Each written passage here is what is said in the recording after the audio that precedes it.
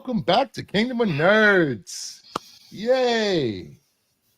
Yay! I feel like I haven't streamed in like a week. But it's only been like literally 2 days. It's been a long week, man. 2 days in. Long week already.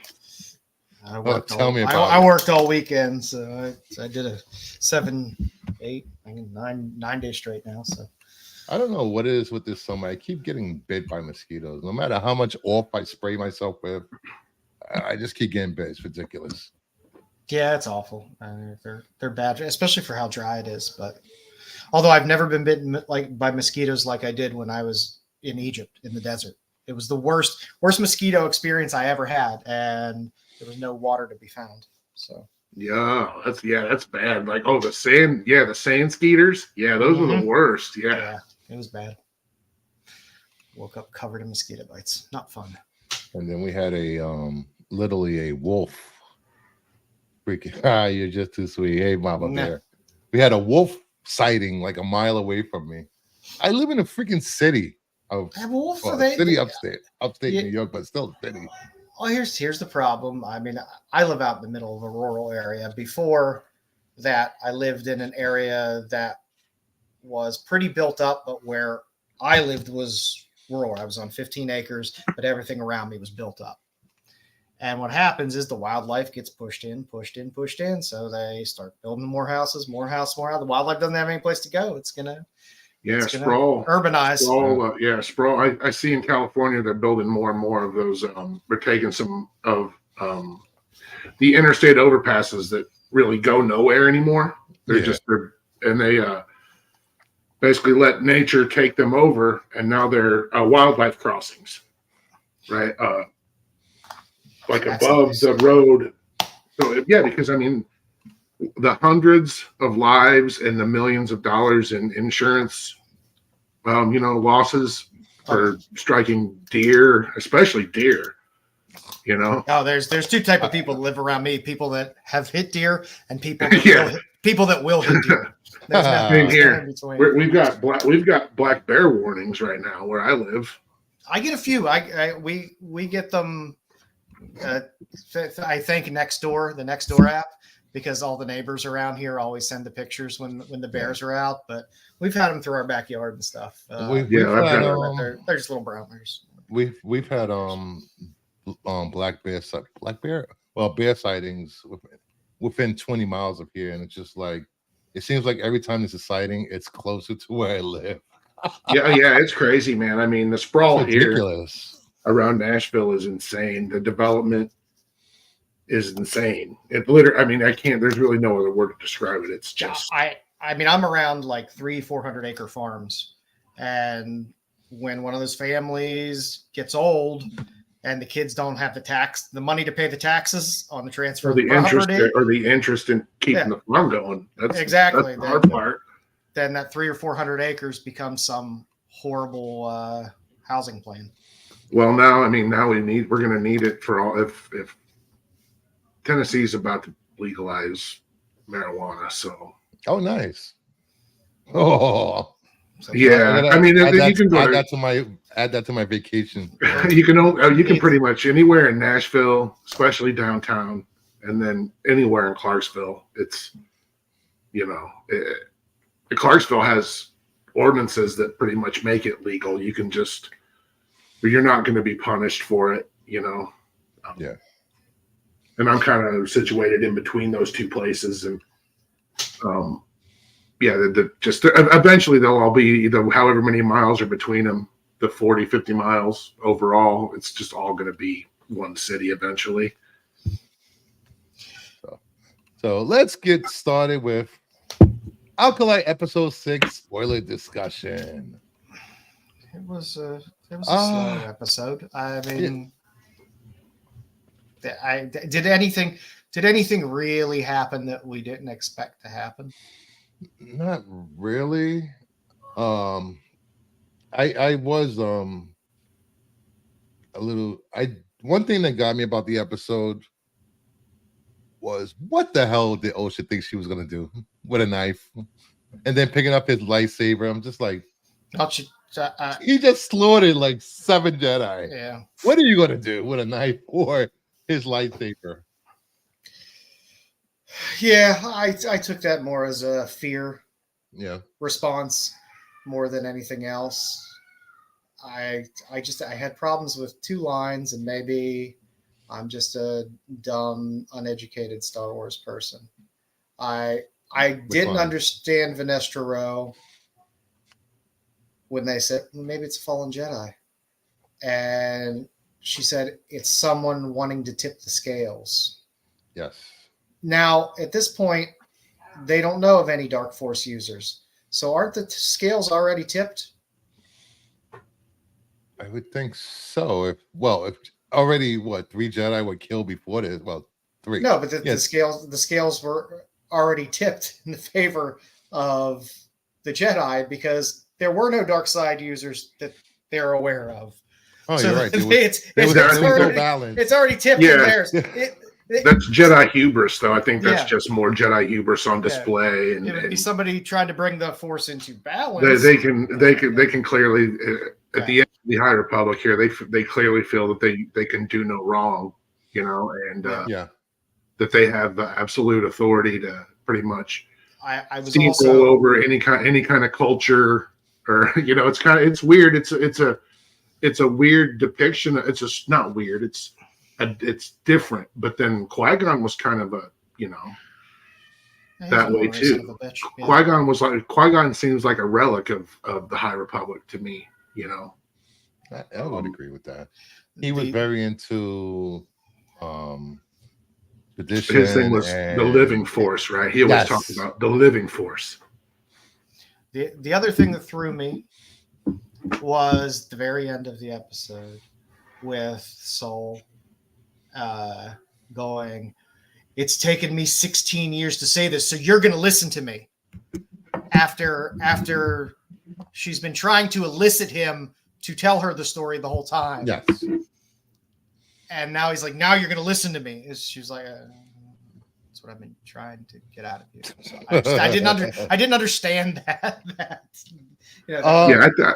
So much of this seems to just hinge on the mysteries have been layered. We'll get one, and we'll get one answer, and with that answer come a couple more questions. And I think they've done pretty good to answer the pieces as we've gone along without giving away everything. And since we've got 2 episodes left, I think we're in for some treats. I know that we still don't know what really happened, and I'm still on the fence about what's really going on with May and Osha. I mean, I'm guessing you're going to get the basic old flip of, okay, well, May realizes she doesn't want to be tempted by the dark side, and Osha starts getting tempted by the dark side. I don't know. Yeah, what did Aaron call it? A double turn. Yeah. In wrestling, isn't that what that is? A double turn when one tag team member goes one way and one tag team member goes heel and the other one goes face. Yeah. So I mean, I get, my only thing is like, I mean, I understand it progressed a bit. You got the Jedi that are figuring stuff out now. Okay. You got Saul, who knows he wants to go hunt down because he basically said what he wants to happen. I want to go find the master, save Osha. And then, of course, he also said he wants to go before the council and confess his sins or whatever. But there's 2 episodes left. That's not a lot of time. These aren't long episodes unless we get a double, one of those. It's the last episode. We'll get a 52-hour episode or something. Yeah, I think I think these last 2 will probably be filled out. Isn't that kind of how all the shows have went at the end? Like the last couple episodes are packed. At least the last one. I just feel like they got a lot to do, and 2 episodes left. I will say that they did answer the question that Dom has been posing all week, and Josh, I don't think there's a master above. I really said the rule. I mean, yeah, and if there is, they're not going to. We've already seen them, and they're playing another part too, because they're not going to throw in a. That's just too much, I think, going on. And I just throw another dark side user out there that we haven't already seen that isn't in hiding, you know. And I understand maybe the concept of at the very, very end of the last episode, doing some type of teaser with a Plagueis or something like that, where it's just like, okay, he senses these dark force users and now he's going to start collecting his Sith. Maybe, but I don't see them doing anything with a master above as part of this story arc. Oh no, I think he is Plagueis. You think so? That's what, he did say. Yeah. I mean, yeah. He did say he is awful. He sounds awfully wise to me. He sounded awfully wise when he was tucking Oshi in the last episode. What, you know, he was those were like pearls of wisdom, dark pearls of wisdom that he's kind of dispensing. And you know, we don't know how old Palpatine is or how long he had been festering as a senator, and you know, we don't know if he's from Naboo. We just know that he's, you know, we think he is. Yes. You know, and so there's still. Yeah, I think that's going to butt right up to however many seasons. If she gets 2, if she gets 3, I think it's going to butt right up. We're against the Phantom Menace. Second season. I will say this: if he is Plagueis, it would explain the scar on his back. Maybe his Acolyte he had before tried to kill him or somebody tried to kill him that was. No, it's going to be Jedi. You think it's a Jedi? Yeah. I mean, he said he was a Jedi a very long time ago. She's like, I've never heard of him. He goes a very, very long time ago. So he has to be really old. Yeah. You know, even a human-looking character that appears in their early to late 40s or whatever, mid to late 40s. We don't know how old they are. You know, you don't know. They're all aliens as far as we can tell. The only person I think I've ever heard use the word the only character I've ever heard use that word is 3PO, right? Maybe. Or droids. Droids throw that word around, human, you know. Yeah. I find it amusing that the most likable character in the show is the Dark Master. I think it's awesome. I mean, again, the bad guys are always the more interesting characters. Yeah. I think you know. I mean, he's like Killmonger. He kind of has a point, you know. Despite being responsible for all this bad stuff, he's, you know, he tried. I lost everything, you know. And when you lose everything, what does he say? When you lose everything, you get something. I forget what he says exactly. But he's not without reason or cause for whatever he feels is right. No villain thinks they're the villain, you know. Yeah, they really did do really good character development with him this episode. You got a little more insight into him. Yeah, I've just loved the whole Occam's razorness of it all. How the simplest answer was the best answer, and he was right there the whole time. And they didn't really have to telegraph it. It was right there. You know, you go back and watch those episodes now, you're like, Jesus Christ, I'm stupid. Like, also, you know? True. When Oshi's sitting there with a helmet, she's looking around. I'm guessing that's a vein of Kurtosis. That she looks at that's running up. I'm pretty sure that unnamed planet is Opto from The Last Jedi. It looks like that planet. It looks like the planet Luke was on in The Last Jedi. So it'd be interesting if a new helmet is forged. Oh. Yeah. She'll make her own deal. Yeah, because you know now we know that she failed as a Padawan. They haven't said why yet, I don't believe.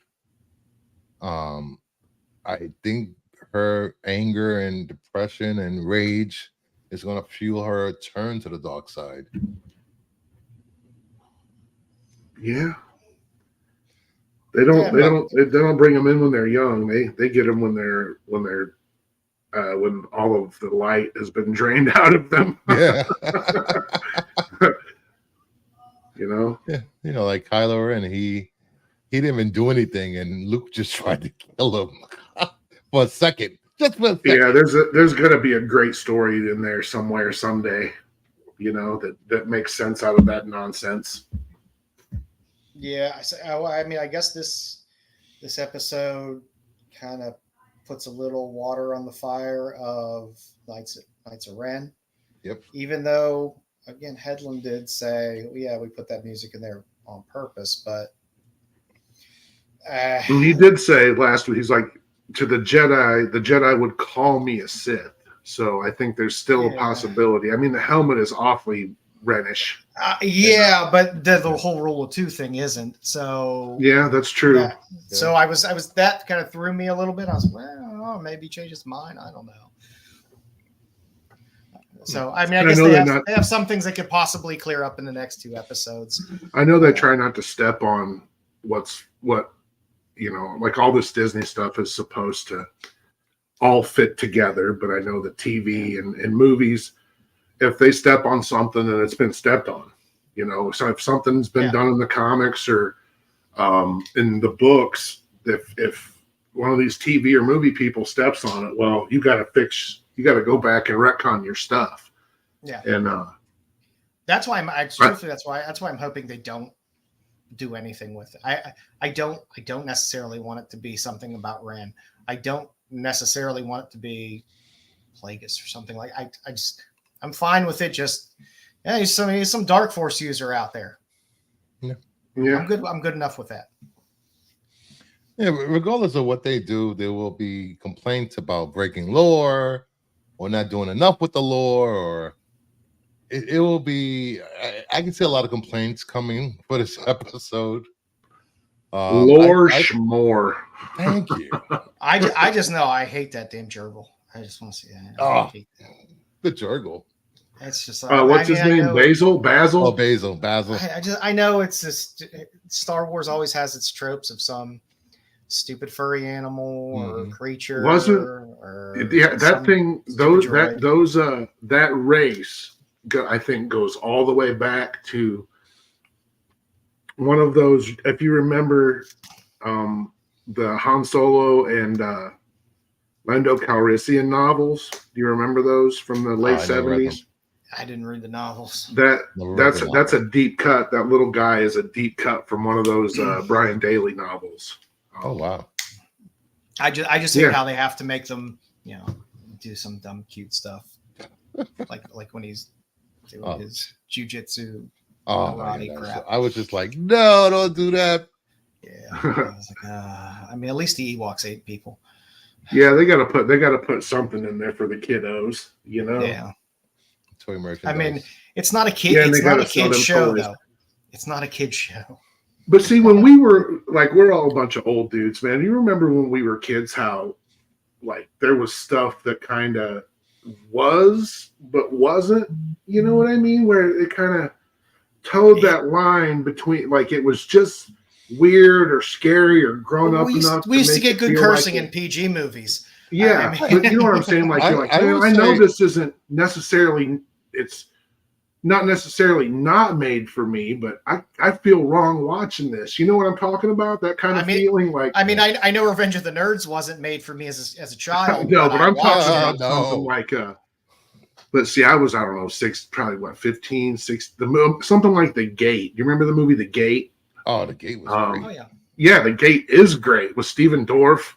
I forget who else was in it. There's a couple of actors of genre note in it, but 2 junior high kids open up a portal to hell when their parents are out of town for a weekend, and it's because I don't know what they do, play the record backwards or some shit like that. And you're like, man, this is cool. It's PG-13, but I'm showing this movie to my little brothers and my mom and dad are like, yeah, you shouldn't be showing them that. And I'm like, yeah, whatever, Yeah, but our generation handled those kind of. It just feels very different. I mean, I got kids now that are in their teens and preteens, and I just know the way their parents are about movies and what they can see and what they can watch and stuff like that. And it just feels very different. Well, we were kind of a free range generation as well.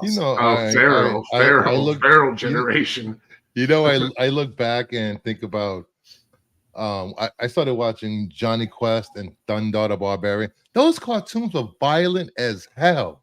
Oh yeah. Yeah, They and it's were like here's a not cartoon. made Yeah, for- It's Looney Tunes was violent as hell. like doesn't Thunder the Barbarian open with a mushroom cloud, and like a city being destroyed? Like, Yes, it's post-apocalyptic Yeah. world, and it's insane. there was just so much. Like even a movie like Red Dawn, you're like, man, like what if that happens here? Like you're sitting in your biology class and a bunch of Cuban soldiers come running up on you, open fire. Just weirdness. And this show kind of feels As long as I like can that. meet Powers Booth, I'm happy. One of the greatest lines ever in a movie is spoken by him in that movie when he makes a comment about the population of a certain country, and I'm like, man, that's just brilliant. John Milius wrote that, and I can just see the smile on his face when he thought of it. Yeah. So I don't know where do you think this thing's going? With 2 episodes left, do we care where it's going? Or are we just on for the ride? Well, I see that. I think it's going to. No one can survive, and if they do survive, it's going to be a huge cover up. I think Vanessa Rowe knows something because she didn't seem surprised when he said Dark Jedi, and could it be that obvious that Soul is a Sith Lord hiding, or he's given no indication whatsoever except for he's a person who's riddled with guilt and wants to do kind of what he can to fix that. So I haven't seen any to do an evil turn this late with him. Just doesn't. Yeah. It just I don't know. It wouldn't. I just get serious Obi-Wan vibes from him, and their relationship is Jedi Padawan. Is Kyrum was he, if he's that old, was he Soul's master? No, I think he Soul goes. I think was a he's been. Padawan?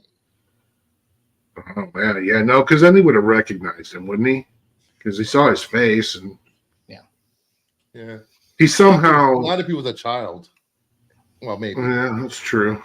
Yeah, I don't know. I think if it's any character, if there's someone above Quymir the Stranger, it's Carrie-Anne Moss, right? Well, in Dara, is that her name? Indara, Yes. or the Vernestra Rowe, because she's just. I don't know if it's just her acting style, because I get she's an alien and she's supposed to be kind of strange, and I mean, they built her out in the High Republic, though. yeah, isn't she already passed away in those books or something? Doesn't she already have her story kind of? High Republic is before this, so this is her after the comic stuff for High Republic. Because I believe the second phase went 100 years before that, before Vanessa Rowe, or I don't know. They time jump. The phase 1 was at a certain point, and then phase 2 was a back jump like 100 years, and then the third phase was back to where I guess it was. They stack of third phase stuff to get through. Canceled all those books in September, didn't they? No, not the High Republic stuff. Just everything else. Well, Star Wars, they'll end at 50, I believe. Vader, 50. And Vader at 50, but all the previous volumes of Vader only went to 25, and then they rebooted them, which was enough for good story arcs. Those first 2 volumes were good. From what I done, and then they'll be back in October or November with a new era, from what I understand. Yeah, I forget whether they're canceling after 50 as well. No, I think Afra's done. Afra ended already, I believe. Yeah, I mean, a lot of those books within those periods, truthfully, a lot of them have run their course. I mean, again, you're gap filling with all those books. Yeah, almost everything you're filling outside of what Star Wars is doing right now, because Star Wars is after Return of the Jedi now, I believe. But like all the Vader stuff, everything is gap filling. It's filling between New Hope and Empire, or filling between Empire and Return of the Jedi, or filling between Revenge of the Sith and New Hope. And there's only so much you can keep filling within there without stepping on your toes. Yeah, that's what lore was broken for me. I don't know, 1983 maybe. Because you get the Jedi novelization, and you're waiting for the revelation in the movie that Obi-Wan Kenobi is Luke's uncle's brother, and it just never comes. Yeah. Once you start gap filling, it's when you have a definite future in front of you. Yeah, you could do small things. Like I still love Rogue One, most of it for the most part. I thought it was a fun movie. Vader's got jokes. Vader got jokes in Rogue One. But it was turned him into Freddy Krueger. It was a gap fill that you could do without stepping on too much. There's some more lore breaking. If you remember I don't know if you guys were lucky enough, if your NPR station ever played the radio shows, the Star Wars and Empire and Jedi. They did later that never. Yeah, so there's a whole New Hope. It was just Star Wars. The Star Wars radio dramatization has the beginning is basically how they stole the plans and those characters, and totally different than Rogue One. Give those a listen sometime. They're fantastic. They're just so wild. But they would be on Sunday nights where I lived growing up. So I could turn on my radio on Sunday night at like 8 or 9 o'clock, and then I could listen to these Star Wars radio plays. And I was listening to Alan Watts on my my public radio station. We had two college radio stations, and they just played. One just would play. One was an NPR that would play NPR stuff, and then it was just blues and jazz and classical music all the time. And then the other one was like a real dirty indie, college rock radio station. But that one played. Those Star Wars radio plays were just, I'm telling you, give them a listen sometime. They're lots of fun. But where's it going? I don't know. I think we're going to get Plagueis, and they're going to butt up against either, I don't think timeline-wise, but definitely thematically and set up the fall of the Jedi, This is where this ball gets rolling, I think. Yeah, Plagueis would be an interesting way to go, because you can't tease him at the end of an episode, at the end of a series, and not be Plagueis heavy. Come season 2. Yeah. That's the thing, is I don't think he's going. They would have to know if they. It's hard to wrap something up and be concise and conclusive when you can come back and keep telling that story. You have to have some kind of clue. Yeah, it's always been. That's why I have issues with the whole Mando verse of everything. It's like, I really liked the first season of Mandalorian. It gave me my little Lone Wolf and Cub type, stories of these fun little one-off adventures. And I enjoyed that. But once Filoni decided, we're going to have Book of Boba Fett, and we're going to have Ahsoka, and he just wants to make this large Mandoverse, this whole universe. Yeah. And then every show just started feeling like just a long trailer for the next show or the next series. Yeah. And I felt like I wasn't getting decent completed story arcs, and that kind of bugged me. Then you probably won't like Skeleton Crew. I don't know. Maybe not. It's I guess, for lack of a better term, a Mandoverse show. It takes place in the same time and part of the galaxy as Ahsoka. The thing is, they can do a show properly that way within that universe. I've just felt like the other shows have. Like Ahsoka season 1 to me just felt like a really long trailer for season 2. Yeah, one thing I just love that post Jedi time frame. Sitting here thinking about the episode and Quimer's scar on its back, it's definitely from a lightsaber. Yeah, I mean, I took away. Okay, yeah, Jedi stabbed him in the back. I think I don't know if you think about it, the way it's cut across his lower back, it looks could be a whip. The whip lightsaber, Like Vanessa yes. Rose. Yeah. Oh, Yeah. I just because you think about the and way a she's lightsaber doesn't been cut around that way. for a long time, right? She's been around for a very long time, right? Yeah. I mean, within the High Republic, yeah. Yeah. That I don't know, man. 2 episodes left. Lots of questions. Hopefully, we'll get many answers. Yeah, because Saul says, you feel familiar. And then this episode, he's like, I'm a Jedi. And that he had a master. And then that scar from early in the episode just looks like Vanessa Rose whip, because I don't think they would have her whip one of those insects just for no reason. Well, yeah, they would, just because a whip lightsaber is cool. And you haven't seen her do anything. Like Milhouse and the Simpsons. When are they gonna do something? What's when the are they kid gonna get to that's the fireworks factory? Mog. She's like pushing it. Mog. Where's that kid from? I've seen him in something, and he cracks me up every time I see him. And I can't remember the exact performance or what show it was, but when I see him in this, it makes me think of that, and I can't do anything but laugh. That's the way I felt in Game of Dragons. Yeah, House of Dragons. Yeah, or House of Dragons. No, Game of Dragons. I can't. I think I said last time. It's just a bunch of silver-haired people yelling at each other. I don't know.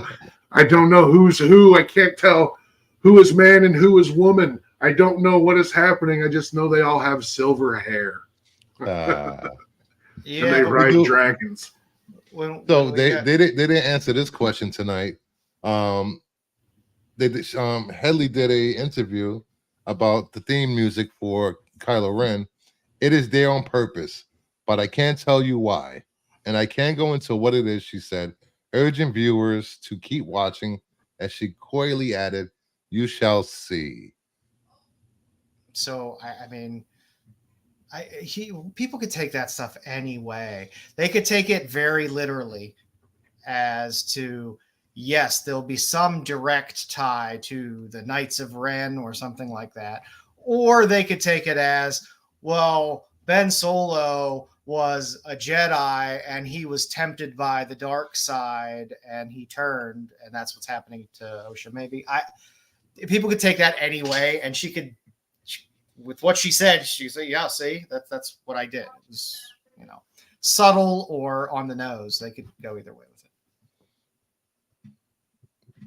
So yeah, I don't know. So there's so many mysteries left. Osha and May, what happened to the witches, and Hiram's relationship to the dark side and the Jedis. I just don't. 2 episodes, not enough. What 3 and 7 have the same director, I believe. So there is the theory that 7 will contain a flashback as well. So I don't know. Yeah, there have been some clips that of that time that in the series that nobody's really talking about, and they they're spoilery for sure, but they've been in the promos for this show since the very beginning. And to me, I don't need a flashback. There's nothing flashbackable that can't just be spoken in a minute. Voltaire dialogue. Hi everybody. Hey, Voltaire. Voltaire. I think. I mean, when she lists the different influences for the show, I definitely see what she's going for. I know she's brought Rashomon up a lot, and the Rashomon effect, and then a lot of Korean. Don't compare yourself to Kurosawa. No, I think she's more or less talking about the influence that has on the way she's trying to present this story. And samurai and Chinese like Chinese historical films that she's trying to emulate. And I think I get it. I think I see what she's trying to do. I rewatched episode 5 this morning before tonight's episode, and the choreography with the martial arts, it's so amazing for last episode. I can't wait to see what they do next. There has to be a bigger fight that's coming. There has to be. Voltaire. Have you ever seen a Wookiee jump like 300 feet, like just from a standing position? You will. Also, remember, we just got a fresh batch of no-name Jedis that are out on the trail. Oh yeah, more red shirts. Voltaire, what did you think? Not to cross streams, but I think we'll have some red shirts, some more red shirts too. Well, that's what I was saying. Like, it always bothered me that George Lucas dressed all Jedi like sand farmers, right? But now that's just like a red shirt. So yeah. Voltaire, your thoughts? Yeah, it was. You're gonna have this in week-to-week episodes, especially when it's 29-minute episodes. You're gonna have I don't want to say this is a filler, but it was filling in story this episode, and it was fine. It's tough to come off of a action-packed mega episode like they did. But he's the main villain. He's intriguing. They're doing it well. So, I have no complaints. It was entertaining. Yeah, I feel about the same way. I mean, like I said, it felt a little fillery in terms of, we got a little bit of this, a little bit of that. We got maybe a heel turn. Yeah, but you saw that heel turn coming, right? Like, yeah. I mean, it's not it's not like it wasn't telegraphed a bit, but Star Wars, everything has to be kind of put out there for you. So did you feel any the questions that they have posed so far, Voltaire, were answered? I mean, questions as far as what? Like, what are you talking about? As far as things they set up, as far as is there someone higher than Quirrell? Is the twins' relationships deeper than their love for Osha's love for the Jedi, stuff like that? No, I think she's still leaving that story kind of hanging out there, right? Mm-hmm. I mean, I think that's on purpose. It's interesting, and again, this isn't a critique on it, but no, we're allowed to critique. No, I know that. I'm convinced that GIMP mask was on purpose. That it's I love it. The GIMP mask. It is a GIMP mask, and even now it's a sensory depriving GIMP mask, as we found out in this episode. Yes. Yeah. And I don't. Again, I'm just saying. Don't tell me that was an accident. Don't tell me they were sitting in a writer's room and didn't say that kind of looks like a zipper, and let's deprive their senses when we put this mask on. We're introducing some kind. I'm not saying it's insidious or anything. It's a little BDSM. Yeah, it's not an accident though. Don't tell me it's an accident. They took the time. She's very thoughtful in what she's doing, and if you listen to the interviews, she's given this whole project her heart and soul. Yeah. So I don't think there's any mistakes. I think that's on purpose. And the sensory deprivation thing kind of made me giggle today, He's like, I have one downstairs. I actually like the mask. I like it so much I ordered one. I pre-ordered one. Of course you I did. can't believe you spent money on that damn thing. I did. I think this will be my second actual Star Wars. You're gonna have to wear it for a full stream. I am. I think I really am. Mm-hmm. I don't want to be Darth Lucifer. Yeah. And I get that cortosis has been introduced in other parts of the Star Wars, whatever. I don't know about it. I feel like it's kind of a cheap fighting trick, but whatever. Yeah, I'm fine with that. Yeah. And, I'd rather have a cheap trick than a MacGuffin. Sure. And also, I had a theory about the scar on his back. That one, I think it was caused by that. Ah, Ah. interesting. Well, she's certainly up to no good. They're leading up that she knows something that she doesn't Yeah. want. Yeah, Like and there she's was already covering stuff up. So yeah. the Jedi are Yeah. assholes. But there was really no need for her to go to the planet. He was like, "You're coming with us, that nameless Jedi." Like, you don't Mhm. have to come. Right. And why did he run away as soon as they were coming? What do you make of that? I think that, well, Who, Soul? When Soul took off? Yeah, when he it's took so off. at first I was just like, why is he running? He Mm. called him.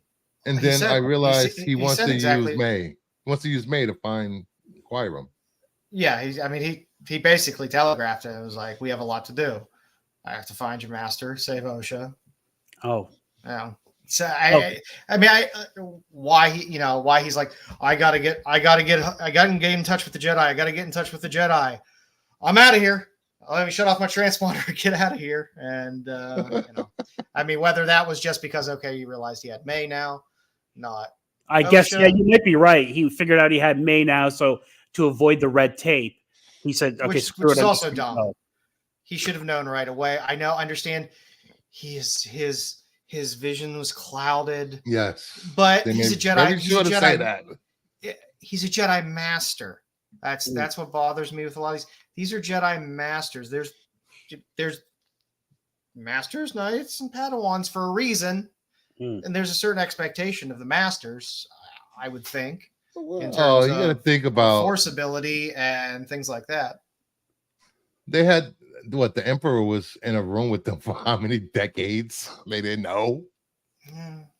Yeah, did they come up with something that he knew how to cloud that whole thing? Or I seem to remember something like that. He did something to cloud that. But Do you think Osha and May have a innate ability to do that because of where they grew up and how they were taught the thread? I want to say thread. what do you mean? That they can hide their identity from him? Okay, I see what you're saying.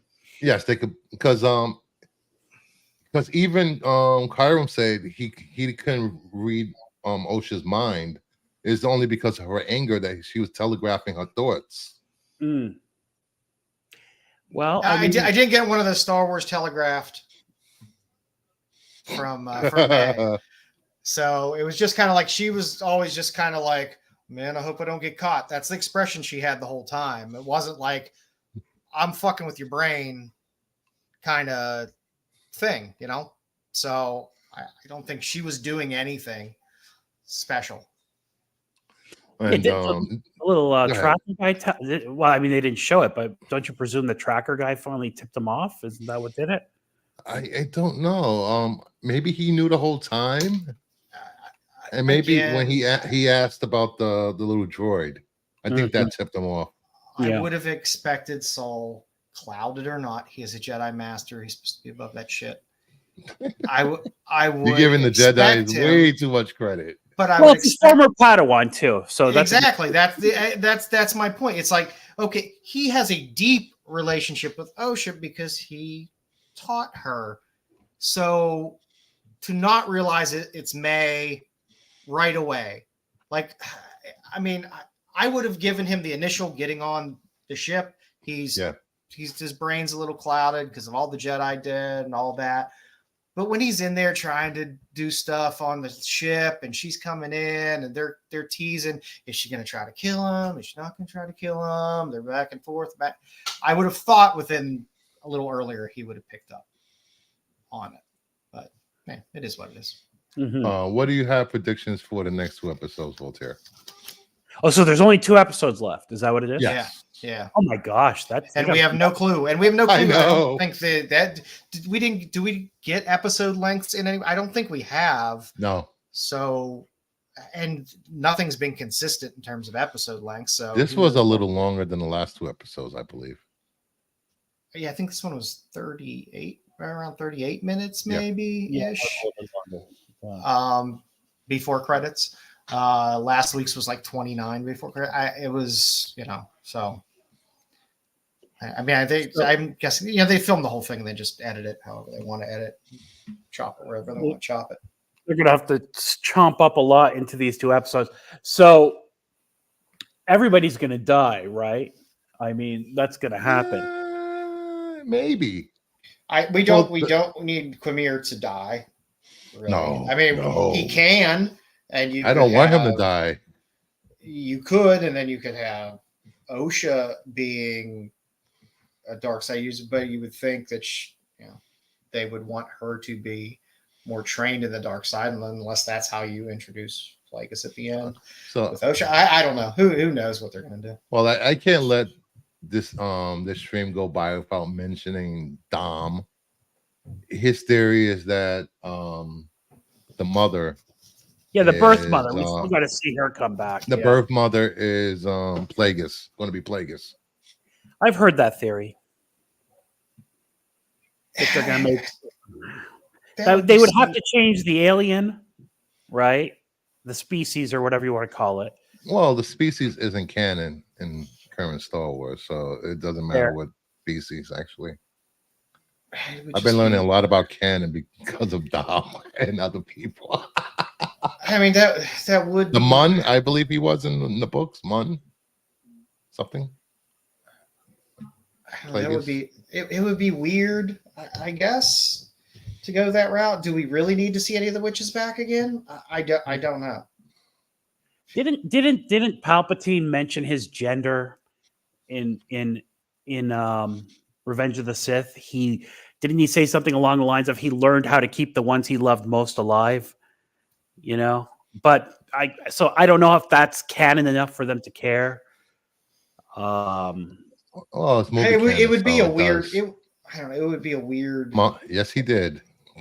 If you were going to use the witches, the witches for anything, you should have used them to be the Quimir character instead of Quimir, but they didn't. That's not the route they went. So to me, it's like I don't need the witches because why would those witches? If one of the witches was alive, why would she not do everything she could to get both of her daughters back? Why would she just work with one of them?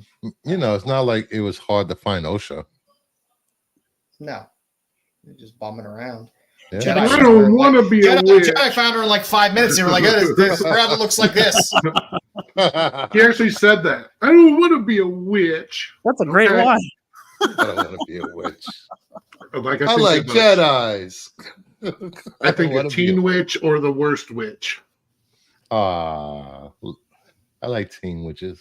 That was Robin Lively. Blake Lively's big sister, Robin, was teen witch. All right. That was a thing? Top that. Teen Witch? Yeah. It was a movie that played incessantly on HBO. Top that is one of the big. Just sit there on YouTube, look up Teen Witch, top that, and you will be. You can thank me later.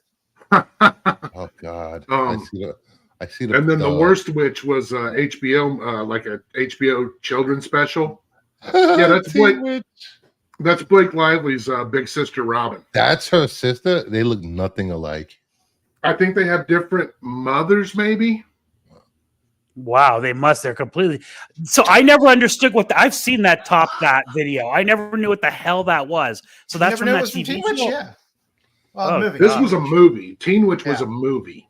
Yeah. That clip is awful.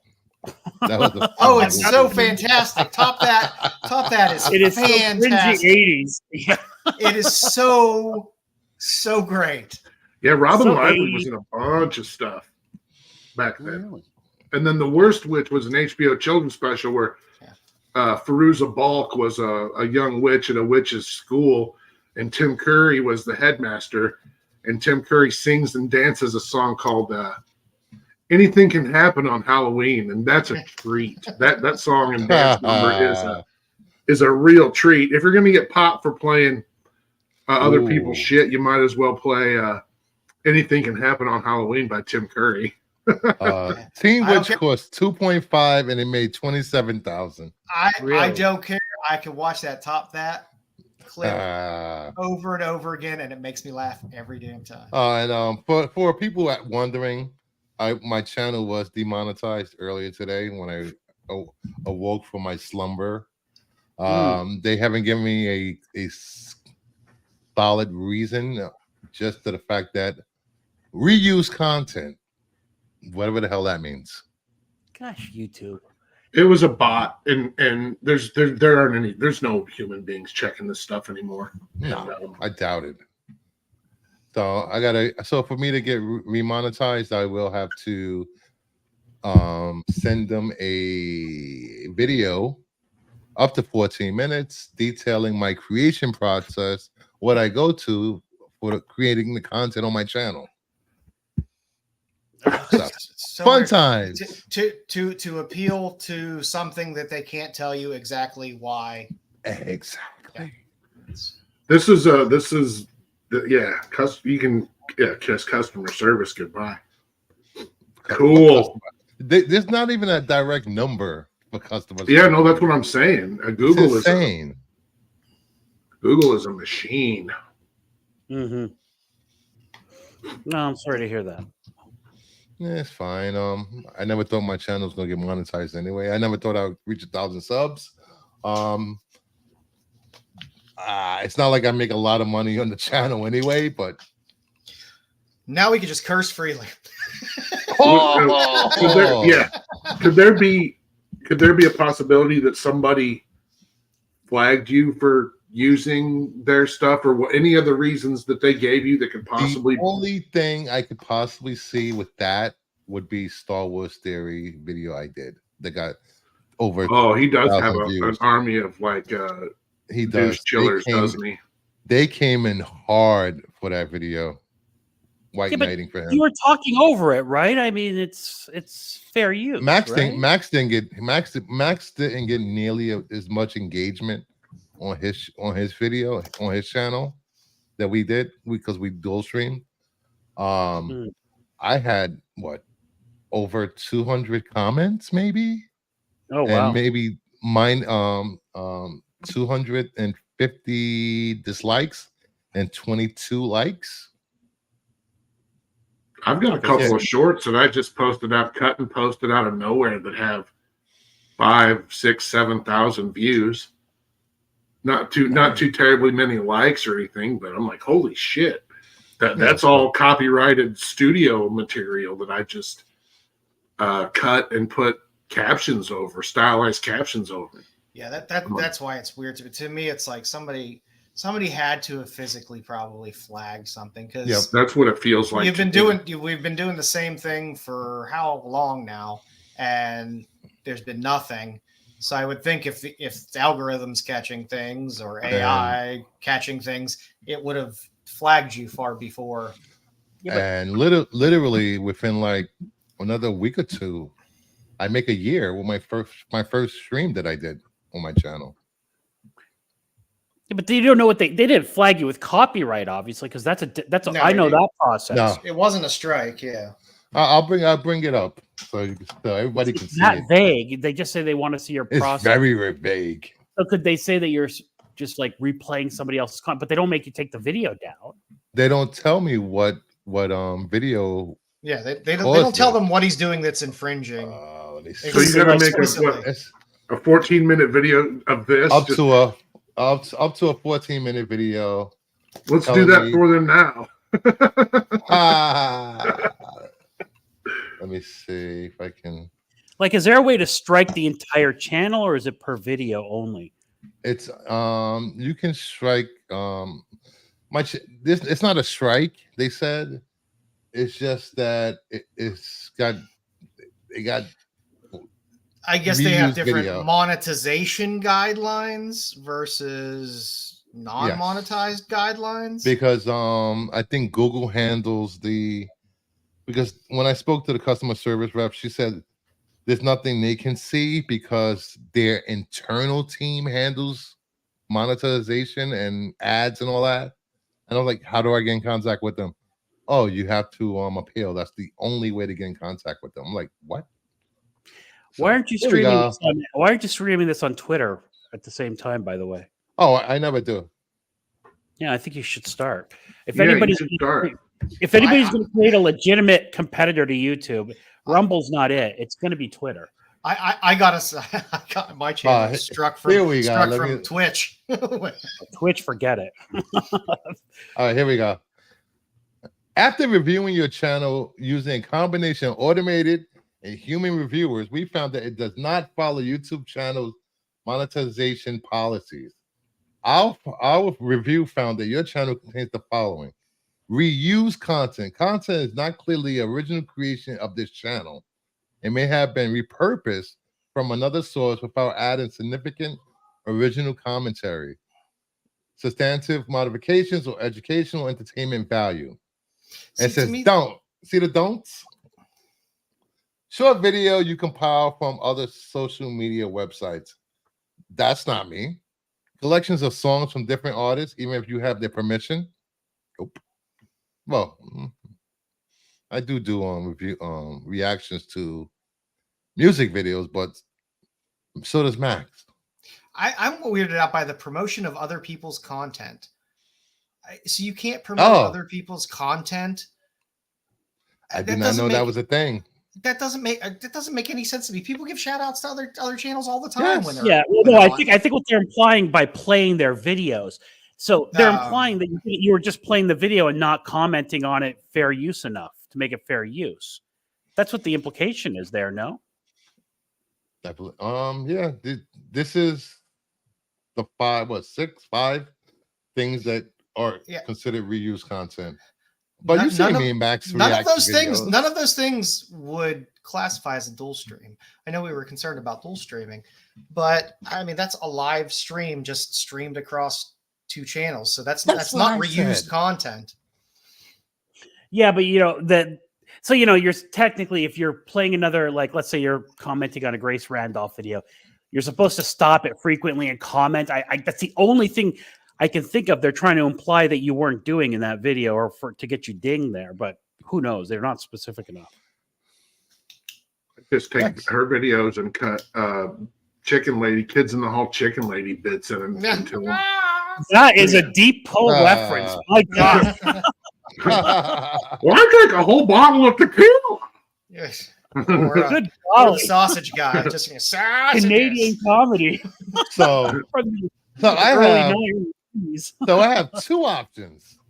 I can appeal the video, or I can edit my channel and reapply in September of this year. So if I start appeal, I have to film something up to 14 minutes and upload it and explain how you come up with ideas for your videos, show your production process, including any scripts, special editing techniques, or narratives. This is so weird.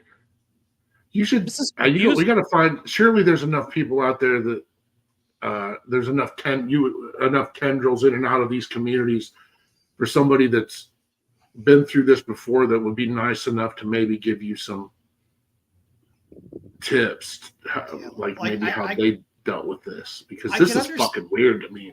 I can understand this if you're, literally just playing other people's videos, just cutting other people's videos, letting them play without commentary. Then it's like, okay, well, explain what you do to create content.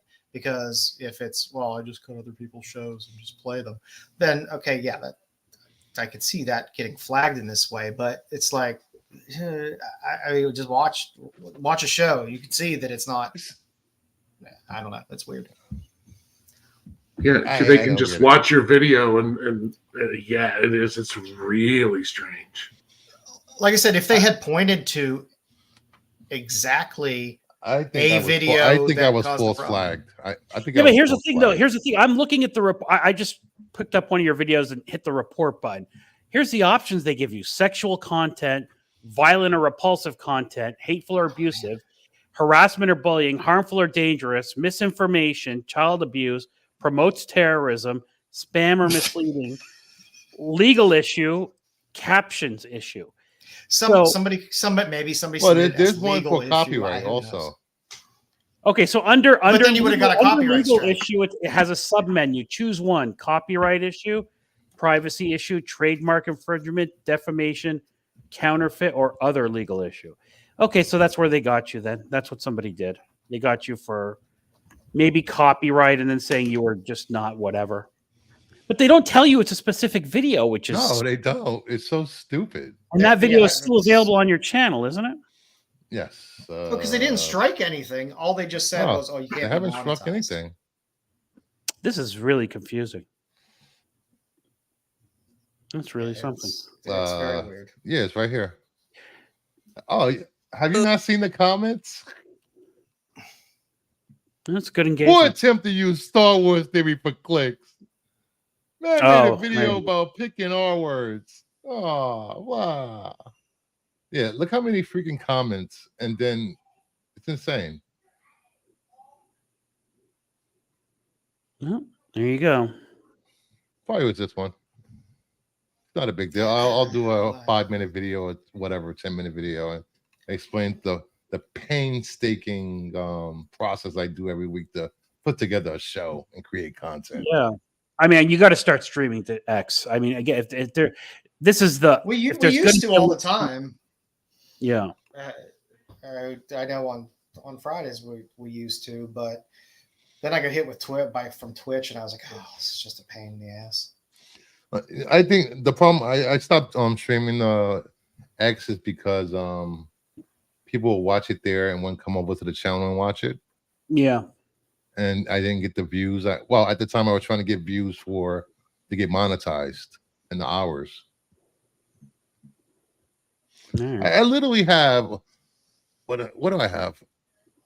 Over almost 140,000 views on the channel, over 7,000 hours watched, and that's just me streaming twice a week live, maybe. Okay, take it easy. No need to start bragging. Come on. Oh, sorry. Well, the thing is, I mean, most of your shows, they're not reaction video. They're not reaction. No. I mean, you do some shorts that are reaction stuff, but Yeah, even my how many shorts do I have? I mean, almost all your long form content is all script. Well, I mean, not really scripted, but scripted. You know, discussion of comics. I have 179 shorts. You know what, Bruce? Do that video for them, then repurpose it and put it on your channel. Yeah. Show everybody your process. I'm not kidding. Some people might find that interesting. I know you put a lot of work into your videos. You don't just sit around and just fire up the live stream. No, it's a lot of work, especially my Sunday show. Yeah, I should show them the process I do to create the slides for the comic book FOC. That's a lot of work. Mm. You That's can like play an one of hour. my videos, and while I'm on here, and I can give commentary, and then we can see what happens. I'm sorry, it's Taco Tuesday here at Knowles Edge, so I'm stuffing my face. Do you guys want to continue with the show, or end it here, or talk about the stuff? Well, There's yeah, other so- stuff to talk about, isn't there? Yeah. I mean, but just back to the prediction. So they have a lot to cram into these 2 episodes. We got to find out what the Green Lady's up to. We got to figure out what Saul did that was so bad still. There's another Sith Lord out there, right? I You think she think even so? implied maybe she imply- not. Didn't she imply that there was one? And didn't she say something in an interview or tweet? But yeah, I don't know if maybe that was real or not, because I couldn't find a source for it. I know what you're talking about, but I couldn't find a source for that. Let me see if I could find it real quick. I know I posted it somewhere, and Dom did backflips. It's just with how much they got to cram in these last 2 episodes. That episode 3, or sorry, the episode was it episode 3 where they were the little girl's backstory? That seems like it could have been shrunken a little bit because they're going to be scrambling a little bit. I think trying to get stuff in. Well, like I said, episode 3 and episode 7, I believe, have the same director, and it wouldn't be unusual for Star Wars for the person who did the first flashback to do a second flashback for the second episode they direct as well. So, yeah.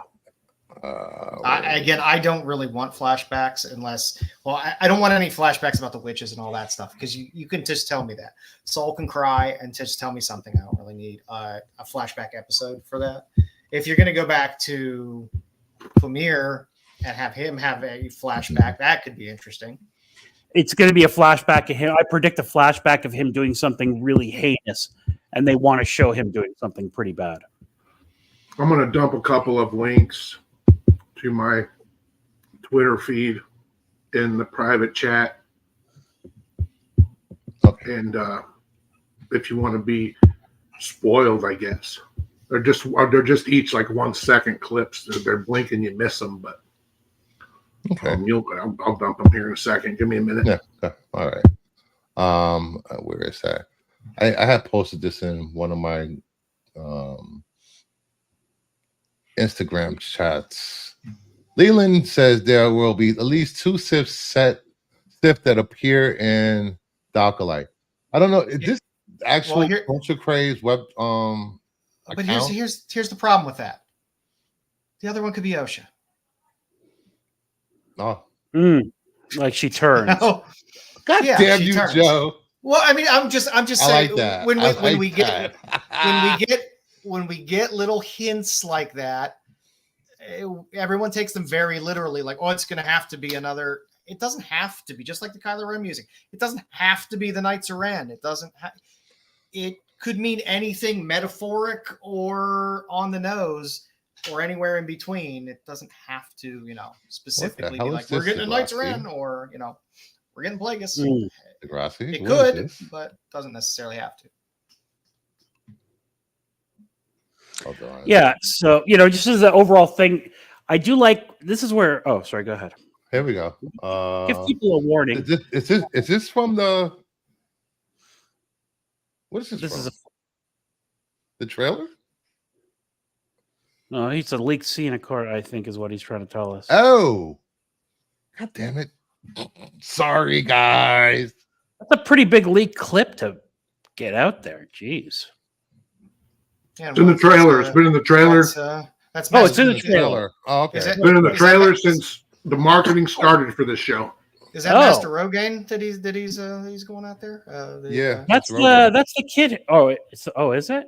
Okay. Torben. Is Oh, it? remember, I don't know. remember they said that the witches had the ability to get into somebody's mind. So maybe this is a flashback scene, and they turn the Wookiee for a little bit. So he's attacking his friends. But they really like the yellow lightsaber concept in this Well, show. if you click the other one, and you'll see another little 1 second. Ooh. Thank you. Hey, Andrew. Private. See. Reused content.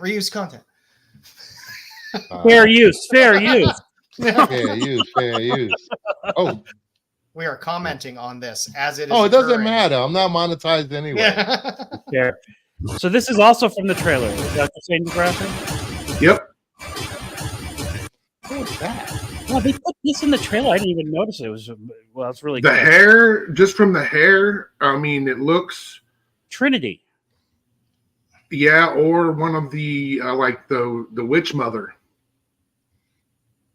But I don't think she would have had a lightsaber. She's got a Jedi. Oh yeah, you're right.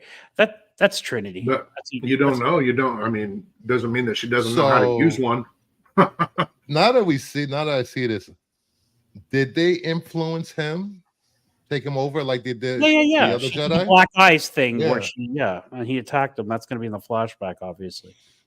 Okay, well, at least we get to see him fight, which, because people were disappointed about that. So you do get to see some Wookiee action. See, she's smart in that she's giving them cake or giving them raw meat to the fans who like Star Wars. I She's do giving like this one. lightsaber fight. She's giving a Wookiee fighting. She's showing a Sith Lord demolishing. It's a fantastic shot right there. I can't wait This to is see a how that great plays. shot. It is. And she's giving a Sith Lord demolishing regular Jedi, which is what would happen, and it would take like a master to hang with them. So she knows what to give the people. Yeah, it's definitely not the clothes he was wearing on the planet when he died. Okay. My thing. Yeah, that's young Torben. I mean, that's unmistakably young Torben right there. Yeah. That's the outside of the Master the Rogaine. witches. Yeah, that's the outside of the Coven Temple. Yeah, so something went down that we haven't been necessarily privy to. exactly the truth, and that's the Rashomon effect. That's there's multiple truths that all lead to one irrevocable truth. And I think that's what these next 2 episodes are going to lay out for us. I can't let go of the Fight Club that she had the cast watch Fight Club. I just can't let that go. I just don't want the full episode to be a flashback. If they give me a brief flashback while Soul is telling the story. Yeah, I think that's probably. Yeah, I don't know if we'll necessarily get a full. I just don't want a full episode because, like, if you do that, then it's like, okay, well, we have 1 episode to wrap up what's happening now, and that kind of. Well, maybe they won't use the whole episode for a flashback.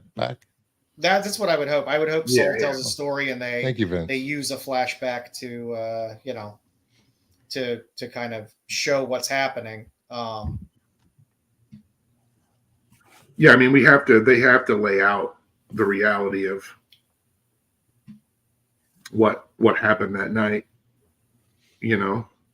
Right. And again, I'm not gonna those weird angles that whenever I guess it's whenever Osha wakes up, when she wakes up, she's flat or she's at a certain angle, and then when she wakes up, the camera rolls with her, and I just can't. Those movements and when they're made are saying a lot, and I'm not necessarily sure what that is, but I just can't let that Fight Club stuff go. I just can't.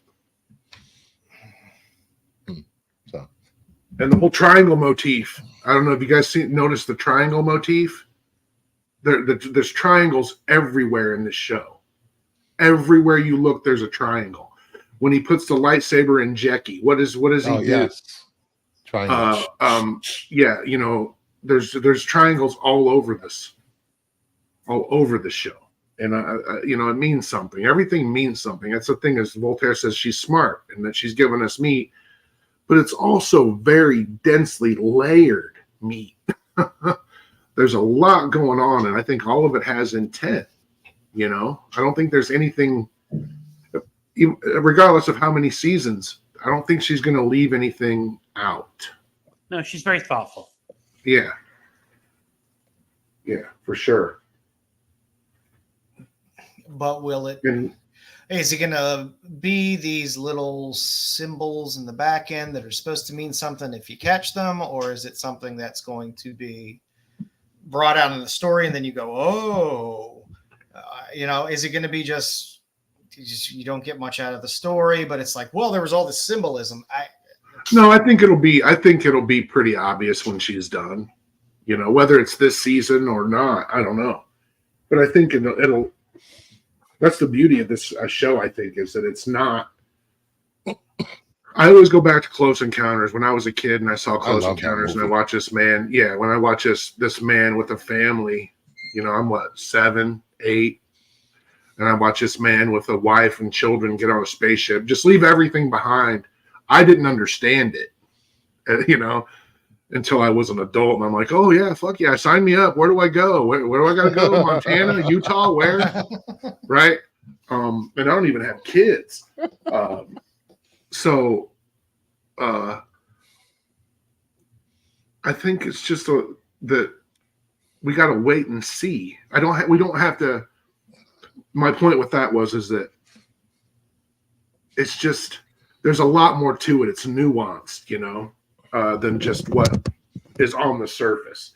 But I think it's all just gonna spill out at us. We're gonna be like, wow, that was pretty fucking great. I don't get the impression that she's going to try to have some hidden meaning in what she's doing. I think she's going to. No, not at all. I think it's just the motif, is what I'm saying. It's kind of the motif and the overall overarching theme of there are 2, but there's clearly more than 2 in a triangle. So it's a process of elimination. The writing that has been done for the show is smart. It's layered. It's thought-provoking, and it's not your typical Star Wars where you're you're like, oh, this is going to happen. This is going to happen. This is going to happen. No, It might be straightforward. It may not be. Eh. Who That knows? episode where he was in the woods with her before we knew he was a Sith Lord, and he was telling her, "Hey, you're really screwed up." Like, I thought, okay, obviously this is like to throw people off to make you think he's a Sith Lord, because this is too obvious what he's doing here, the way he's talking. But no, it turns out he was indeed the guy. Yeah, Well, this show's got Occam's razor all over it, and I think Yeah, well, any people attempt to said the same thing when he got the drop on May in episode 2. Quite easily, and held the blade to her throat. The stuff is it's not that complex and deep. no, not at all. It's been what it is. I mean, I haven't necessarily been surprised per se by anything. The Jedi fight was fun. It was fun to see a bunch of Jedi get murked, but you kind of figure, okay, well, all this is happening, and you don't have a lot of talk about Sith and dark side users and all this stuff later on. So most of these people are probably going to die. Right. Yeah. Except for that pesky Kiadi Mundi, I don't care how old he is. He's a lying bitch. He takes it He's like a a lying bitch. bitch. He takes it like a bitch I in don't- Order 66 anyway. So I don't Giant think he penis was. head. I don't think he was included in any important decisions ever when it comes to the council. He was left in the dark. he ate a blaster. Haven't been in the millennia. What do you mean, Morel Mushroom Head? Yes, we haven't seen them in the millennia. He clearly doesn't know. Even Yoda didn't have a fucking clue. Come on. Well, no, I get why they're, now that we see what the story is, I get why now they're keeping Yoda out of this thing. They don't want him to have hidden anything or whatever. Yeah, but he did though. Yoda's already complicit, just based on the prequels. But- Wrong I was. Yeah, you were, dude. You were real fucking wrong, weren't you, Yodi? Yeah, he even said. I'll that always they go read- back to the They read clerks. the prophecy wrong, right? Yeah, He said he got it all read the wrong. prophecy wrong. Yeah, but he's just wrong. He's not purposely hiding something. Come on. No, he did hide a little thing for quite a while. He was keeping that how to talk to dead Jedi a secret. He wasn't just letting anybody know that, was he? I'm telling you, that little frogman had some shit going on nobody knows about. And one of these days, some asexual milk chocolate cyborg will tell a story about it, and it will make all the Star Wars fans mad. Asexual chocolate. I gotta watch Dark Matter. I heard it was good.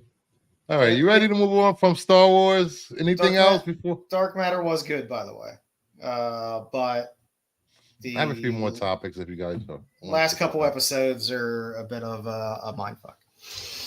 So, anything else? Good, on I Star like a Wars good before we move mind on? fuck. Anyone before we move on? All right.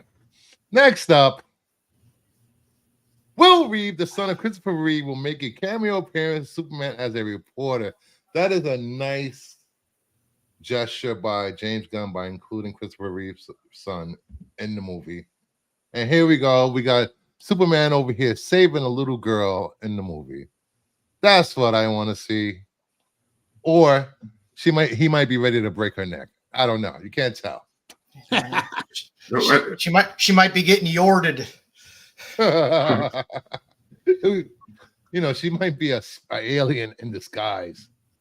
He better work for Galaxy Broadcasting. He better be employed by Morgan Edge. Oh, that's a deep cut. I know we can't. I know we're not supposed to talk about comic books when we're talking about comic book movies, which is the most ridiculous. What channel are you watching? Yeah, I don't. definitely Probably one I don't watch anymore. You don't. It's always a problem for some people that when you talk about comic books and discussion about comic book movies, they don't want to hear it. I don't know. For me, comic book movies and comic books go hand in hand.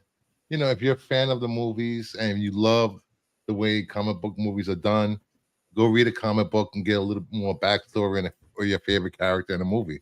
That's always been my thing. It's not like the comics have some amazing continuity. DC gets No. tired of something, they just have a crisis and just reboot everything. Too soon, you all deserve better.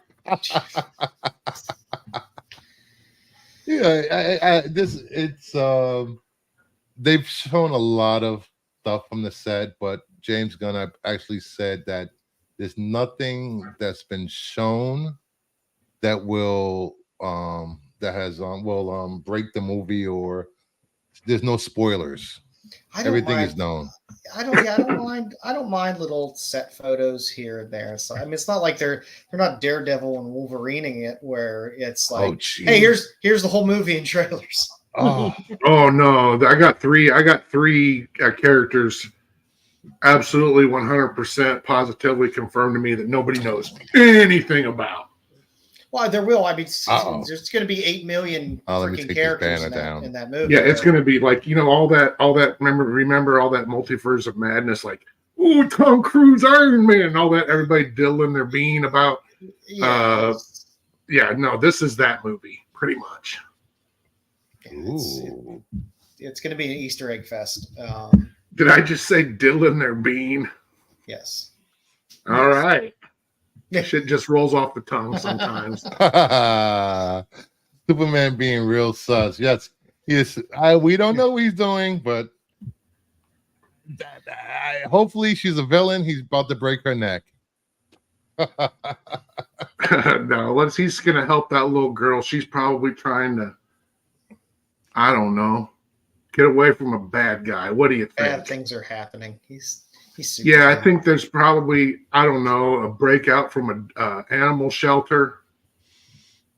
Oh. I don't know. I noticed that they got there's a comet. I saw a comet reference. There's a bus. There's a bus in downtown Metropolis that has a white horse like logo. And it's like Comet Roadways or something like that, like a bus. Like a Greyhound type deal. And I think what was the Sharp? They mentioned Sharp Industries. Stag Industries. Yeah. Which is Simon Stagg. Metamorpho villain. Yeah, Metamorpho's main squeeze, Sapphire Stagg, is Simon Stagg's daughter. And we also got this thrilling picture today. Well, these are a lot of set leaks, and they're not on accident, but interesting. I mean, you got to remember this is no, and you got to remember people live. They can shut down a street, but they can't tell people that live and work in businesses that operate in downtown Cleveland that they can't be there. Yeah, it's so funny that you said there's when the Better Call Saul show was being filmed in the last season, there was a leaked. If you watch the show, there's a cameo by Jesse in the show in the Better Call Saul in a flashback scene, and they were filming it, and some dude on the street in New Mexico was trying to film it, and somebody from the studio came up to him and goes, just some person in a vest, you know what I mean? Said, "Oh, you can't film here." And I'm like yelling at him, "Yes, he can film here. Don't listen to her." Yes, yeah. You're I mean, don't listen to this person. And he's like, "Oh, I'm gonna leave." And he's being polite. I'm like, "Don't be polite. You can do whatever you want." So yeah, to your point, they can't stop anybody. No, they can't. Especially people that live and work and own businesses and operate businesses. Yeah, like even like there's probably a guy selling dirty water. Yeah. There's probably some guy selling dirty water dogs that they're just going to here, sign this. You'll be in this movie. They can't make him leave, I kind of would like someone to tell me to leave if they were filming something near me. And I just say, no, I'm not interested in leaving. I'll leave when I'm good and ready. Yeah. Well, here we have a lot of stuff that gets filmed inside bars and restaurants and stuff. And you don't have to sign a release. When you're walking in, there's usually a placard out front that says you coming into this building is your release. So you even setting foot in this premises, you're agreeing to be on TV or in a movie, because it's just, they're not going to get 800 people that come through a saloon to sign a release, you know. Just your entrance to the premises is your release. You might end up in a movie or TV show against your will. And if that's the case, don't come in. If you're against it, don't come in here. You know? So Yeah. But this is I don't know, it's getting back to the original Superman's idea of saving children, saving cats, saving dogs. At the same time, hopefully they bring them up, modernize them to current comic books. I think the suit's going to change towards the end of the show, like me and Degrassi discussed. yeah. So lose I don't the know. October I know he was fitted for 2 super suits, whatever that's supposed to mean. So whether one of those suits is that Midnighter looking Ultraman suit, I can't say, but he was fitted for 2 separate super suits. And I still don't know what the hell's going on there. That's just the weirdest goddamn thing I've ever seen. But yeah, I can't wait to find out. I can't wait to see it. A year seems so far away to watch this movie. Jeez. It's not though. I know. What were you doing a year ago? You know, worrying about my first, making a stream for Zack Snyder stuff. There you go. I just don't want to talk about it again. I just don't want to talk about it for a year straight. Just want to see the movie. Well, it'll wrap filming sooner or later. I know, but you know the way leaks are. It'll be those just little thing here, little thing there, little thing there for a year. It's just. All right, what else do I got here? Up and away. This blah blah blah. Skydance and Paramount have reportedly reached an agreement to merge. Good thing, bad thing. Who cares? Great thing, fantastic thing. Explain to the people why this is a great thing. It's a great thing for me because Oracle's moving here, and the Ellisons own Skydance. They also own Oracle. Oh, there you go. And nice. Just that great Japanese reproduction village that he lives in, which is awesome. Yeah, they're crazy, man. They're madmen. You know, they're not afraid to be madmen. Yes, they can just the amount of money these guys have. You know, is also, and this was the deal that was going to happen anyway, kind of. And then, like, I don't know what they were thinking. I think it's just a bunch of old, addled assholes that don't know whether they're coming or going. Hasn't that always been Paramount? No.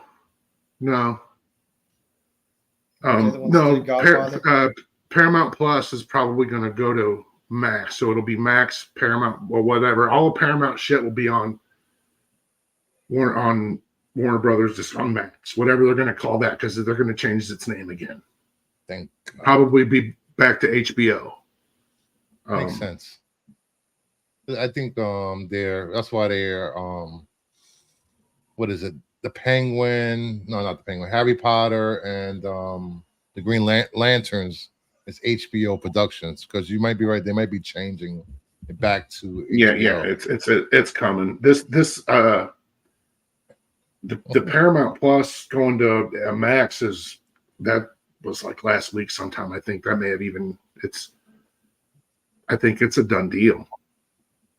This was what was going to happen to begin with, and then Sony stuck their nose in, and then Barry Diller's tried to buy Paramount, I don't know, maybe a half a dozen times over the last 20 years or so or more, and this is what should have happened from the jump, and a bunch of people didn't think so who had more say, and yeah, this is the best thing for everyone.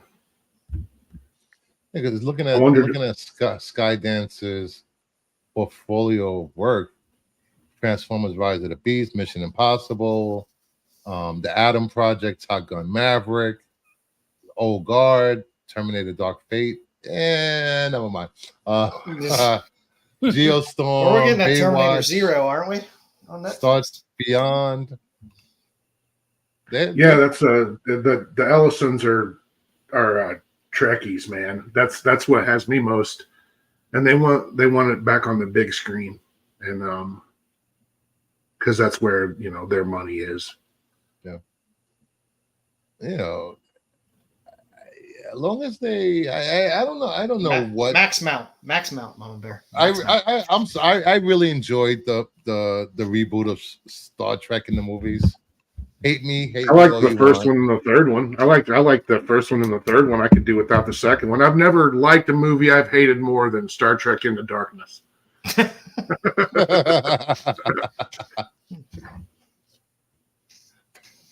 It's just for I don't know, for probably a good year and a half. I'm going, that's Khan, and people are like, you're why would they do that? Why would they hire Benedict Cumbersnatch to Khan? Yeah, why? Because it's the easy road. Dude's gonna take the road most traveled. That's what he does. I don't care about his fucking mystery box. This is how it's gonna go. And just for a solid 18 year and a half, and I had to pull. I hate it, but I did it. I fucking told you so. And nobody ever wants to hear it, but yeah. But that third one was just pure Trek, man, and I love that one. Yep. So yeah, I can't. This is a good thing, and it would have been better than Sony. It would have been better than Sony with Trek. I wouldn't trust them with Trek. But see, that's one of the Sony would have broken everything up, and Trek they probably would have kept because it has licensing ability outside of movies and TV to make money for them, where it's just kind of passive income. PlayStation exclusive movie or game. That's why not? That's what they do if they had Trek. That would be dumb. Hey, John. Yeah, he was a great villain. He just shouldn't have been Khan. He could have just been, errant, Starfleet officer with a grudge. It's also John Harrison. Paramount has some really good shows if people actually stopped and watched them. I don't know how many times I could say evil. And another thing that's crazy Strange about New them World. is they have a deal with MGM too. Paramount does, where all of pretty much everything MGM has they their own make. streaming service as well. They have their own It's not just a streaming service; it's a linear cable and satellite. It's a suite of channels, 2 or 3. Let me look. I have them, and you get the streaming. Oh, really? Yeah, it used to be Epix. If you remember Epix. Yes. Yeah. Yeah, Epix has, again, on cable and satellite, they had a suite of channels, and then they rebranded to MGM Plus, and that is what it is now. And everything that is on Paramount Plus, movie-wise, is pretty much on MGM too. See, I get a mix on Amazon. When I pull up my Paramount stuff, it's the whole blend of Paramount, Showtime, CBS stuff, a whole bunch of stuff. Yeah, it's weird, man. It's this is the thing that these megalomaniacal billionaire industrialists do is they break shit. They break it till it's unworkable, and then they put it back together and just deliver it to you through a different method, through a different means of transmission. And they say, here, look, we invented syndication, or here, look, we invented cable. No, this is the same shit we've always had. You just broke it and repackaged it, and you're pissing on us. And yeah, it's such a mess now. I have a subscription to Stars. I don't know why I have a subscription to Stars. They'll literally put one show. Because they'll put one show on that I really, really like, and I want to watch the full season of it. And then I'm like, I'm going to get rid of this. I'm going to get rid of this. And when I'm ready to get rid of it, they put one other show on, but it's like, oh. You know, I think the only two streaming services I don't have is MGM and Shudder. I have Shutter's every the other only one one, I think which I is don't have. it's insane. Shutter's not Yeah, going to there's last three. until hopefully someone will buy it. But Paramount is going to be all You know this. who owns Shudder? Who? James Dolan. The guy He who owns owns the Knicks? AMC and the New York Knicks and Madison Oh, Square wow. Garden. Oh, Yeah. Shudder is an AMC channel. Shudder's not going anywhere. Okay, Shudder, no, I didn't know that. Okay, yeah, Shudder brings in $75 a year, and I forget how many subs it has. And then it's also bundled with AMC Plus, and you can also get Shudder through bundle it through your Apple TV, Amazon Prime. Roku has a Shudder feed, an AMC Plus. So yeah, Shudder's. I hate AMC Plus. It's Is like it that there's bad? an AMC. I just hate the fact that there's an AMC channel. Show your shit on AMC. Why do I have to have an AMC Plus to get like these Yeah, one or yeah, two that's- shows you're not yeah. going to show on AMC, and it just gets confusing. yeah, that's what they did to The Walking Dead. Yeah, that pissed me off. Because like I'm paying, we still have DirecTV. We've still got to load it up DirecTV because we've got killer internet, but the missus still likes having a DVR and just on demand instead of having to fuss with a bunch of shit. You can That's just turn what the Sling is TV. for. That's why you get Sling. Yeah, That's why but I man, have once you've been YouTube. once you've been with a DirecTV, we've been with them for like 25 plus years. Oh wow. You know, like it's just like we'll call them and be like, yeah, we're done. They're gonna be like, no, here, have all this free shit for 5 years. Okay, sure. They keep giving us stuff, and we're just gonna keep going. Nice. You know, Because I use YouTube TV to watch everything, and 6 devices, DVR, unlimited, has what, over 100, 120 channels or something. It's fine for what I use it for. Well, but if HBO absorbs this Paramount Skydance stuff, HBO will become I think the best value streaming content because they have a ton of content on Yeah. that. Truthfully, the best I've thing always on Max. The best thing been on Max a is Turner fan. Classic Movies. Turner Classic Movies on there is the best Hey, thing. what about I love all the home remodeling stuff and lottery dream winner, whatever. He takes the family out after they win the lotto to buy houses. I love that. Oh, I hate that show, man. I hate that show. And now it's just like I'm like, really, you're gonna buy a $350,000 house? You just won $5 million. Come on, spend $1.5 million. What are you doing? Well, my grandkids. Really, you're gonna make your grandkids sweat over a $350,000 house when you croak? No, buy them something nice. Come on. Max Or Max- Love It or Listed. That's another one of my favorite shows. Did Vince just mention Venue? That's another thing that's this Paramount merging with Venue. That's the new sports streaming bundle. It's Oh, yeah. Fox. It's Fox, TNT, TBS, and ABC, ESPN. And see, Paramount has CBS Sports. Paramount doesn't have any place to stream CBS Sports if Paramount Plus goes away. So if they bundle Paramount Plus into that's Max, not true though, because I watch the sports feed for CBS through Amazon with my Paramount subscription because that pulls. yeah, that's what I'm saying. But if Paramount goes away, yeah. those sports will have to go somewhere. So CBS Sports in their deal with, if they go with Max, then they'll go on Venue with Fox, ESPN, ABC, and TNT, TBS. Because I don't know, NBC's got nowhere to go, and Netflix They got the cock. Yeah, that's going away, man. That's horrible. Paramount Plus and the Peacock are done. They're I've Leave Peacock I've alone. enjoyed- I I've watch Days of My enjoyed- Lives. I've enjoyed some of the original programming they've had on Peacock. and you'll probably be able to go. You'll probably be able to watch. You're going to be able to probably Netflix is where all that NBC Universal stuff is going to land. Oh, that's interesting. Paramount, not Paramount, Peacock is about to be in trouble legally anyway because one of the main actresses complained about sexual harassment from one of the showrunners, and they fired her. Andrea Zucker. She is That the ship has actress. sailed though. That's going to be. No, nobody's going to be able to do anything about anything like that anymore here before long. She's the one Sadly. that was in the Access Hollywood video with former President Trump.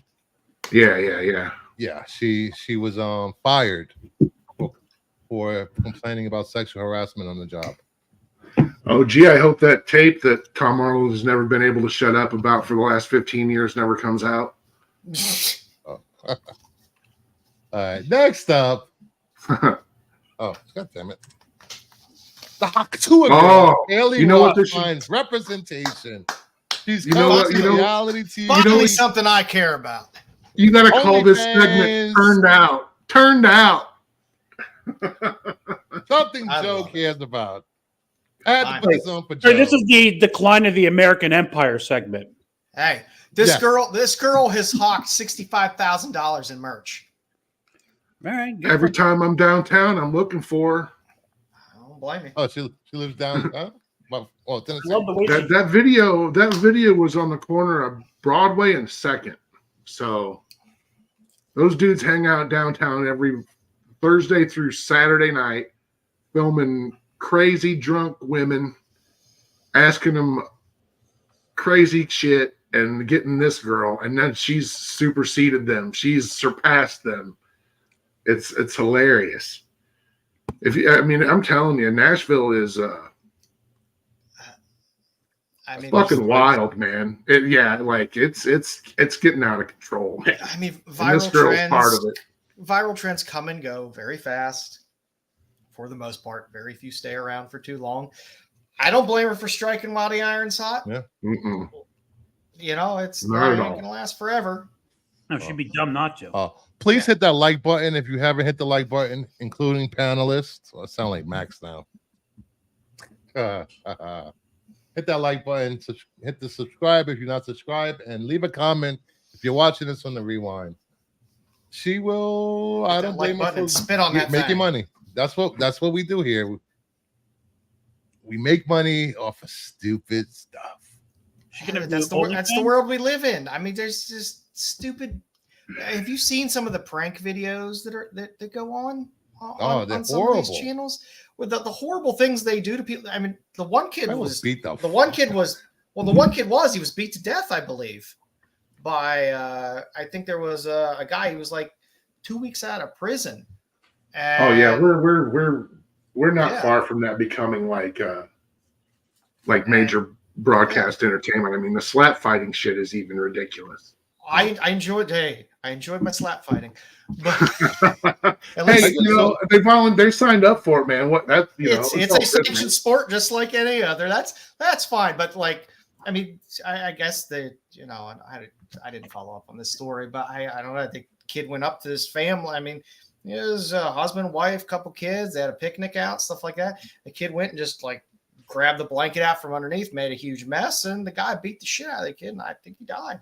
But I mean, you got these streamers that go up, like the kid who has the bodyguard, or The bodyguard? whatever, and yeah, and he sits Fuck there and that kid. antagonizes. Well, I'll take people. care of him and his bodyguard. I don't, But I'm I mean, that's the weird world we live in, where it's like Yeah. that generates clicks, and clicks generate money, and it's as long as So I'm we're- reading the article about her getting. If she finds representation, you see who's representing her, don't you? Oh, Penthouse Media. I know where this is going. Okay, and then she's like, "It's just me and my granny," and I'm like, "Oh, that says a whole lot." Oh. Yeah, her she's a poor, preacher's daughter. her Oh, poor He's granny. 45. Let me stop. Like I said, I mean, she said something hilarious. Oh She yeah, did. yeah. She wasn't. It's not like she was on OnlyFans showing whatever. She wasn't. Not Well, yet. Not yet. Well, give it time. Whatever. Look at Oh, that. But yeah, again, more somebody power to her. said something funny. I'm all for it. That to me was hilarious. Somebody was a little probably tuned up. They said something fucking hilarious, And good for her. It went viral. I hope she makes a shit ton of money off of it. And Everybody's tuned up in downtown Nashville. Yeah. I mean, The town's on fire. I'm expecting them to build every a giant video I go-go. see her in, she's wearing these white go-go boots, and that's a great look. I guess that's a Southern girl look with the Daisy White Dukes and the go-go go-go boots. but like I say, for everything else that goes on online, how people are making money and getting clicks and stuff like that. Hey, I don't think she was looking to be a viral sensation, but you know what? Luke Bryan brought her out in front of. Yeah, Luke Bryan brought her out in front of like 65,000 people in a football stadium the other night. You couldn't hear her. Yeah, she didn't post it. It's not like she was selfieing this and saying it and posting it or whatever. Somebody came up and filmed her. She said something hilarious, and people. Yeah, that's my favorite Bruce. That's my favorite Bruce Willis movie is Hudson Hawk 2. Yeah. Oh, I can't let that one go. I've ran that one into the fucking ground. This reminds me of all those girls going wild videos. Oh yeah, whatever happened to Joe Francis? Is he still out there doing that? He still has some kind of iteration. Did he get in jail? I thought he go to jail. I think he's out of jail now. But he came back. He's got like I think he's got Girls Gone Wild bars or some shit like that. Oh, that's right. He is friends with the Kardashians. Wasn't that one of the like first shit ass subscription services too? It's like you're drunk and you call and order the video, and then the next thing you know, you're getting a new one every month. And constantly being charged for it. Yeah, enough about her tour, girl. We'll report back when she makes her first OnlyFans page. Make a little announcing money, enjoy yourself. The epic worlds of Zack Snyder, Monday, July 29th through August 1st. You can watch in the Egyptian Theater 300, Watchmen Director's Cut, Dawn of the Dead, Army of the Dead, Zack Snyder's Justice League. It's great. Free with RSVP. It's better than the Rebel Moon in the theater. I'll tell you that much. Did you get to see it in theaters? No. I saw enough of it on a small screen. I probably would have enjoyed the first one, at least the first one more. It played in 4 theaters worldwide for a weekend. I had a 72-hour engagement each one of them. Well, I don't even think the second one played in that many. I like to care on Netflix's screens. I like to care about any character in a movie, and I could care less if everybody in that movie died in the first minute of that movie. I would be like, all right, okay, whatever. The guy that played General Bellaso. Wait, who was the main bad guy? You mean M. Bison? Yeah. The guy with he looked just like M. Bison from Street Fighter. The guy with this. Here's what took me out. Like the very first image from that movie was that guy coming off of like a ship ramp, right? And he's got like a police captain hat on, and he's wearing a skinny tie. And I'm like, what is this? What? Is he gonna pull out a guitar? No, it looked like a fucking Tom Petty video. Like, what was the big Tom Petty video where it was like in the future and all Mad Max looking and shit? Huh? Tell Vince, Raul Julia. That's the M. Bison. Oh yeah. Yeah. But that was his last movie, wasn't it? I think it was. That poor guy. I guess I like that movie enough. He seemed to have a good time making it. I hated that Street Fighter movie. And I'm a huge Street Fighter fan. It was what it was for the time. Yeah, and I'm a kind of I don't know. It might have been the first Van Damme movie I liked. If it was before Hard Target, and what was the other one that was really good? Time Cop. Kickboxer was fantastic. Time Cop was a good one. I'm a Peter Hyams. Bloodsport is perfect. For what it was, Bloodsport was amazing. Yeah.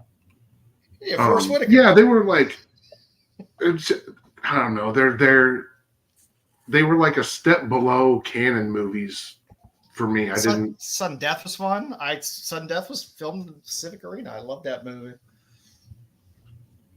The one Hard Target was great. Time Cop was great. Hard Target was great. I even like Lionheart. I did not like Lionheart. I'm sorry. What was the one he was Canadian? and he was a Mountie. Which one was that? He tried to do a French Canadian accent. He was supposed to be a Mountie. Come on, you guys! I swear to you, that was one of his movies. He was a Mountie. Really? Yeah. Oh, that's right. What was that? He can pull off French Canadian. Sure. It's He had that. That's easy. Well, no, that mullet he had in Hard Target was That was the sweet. best.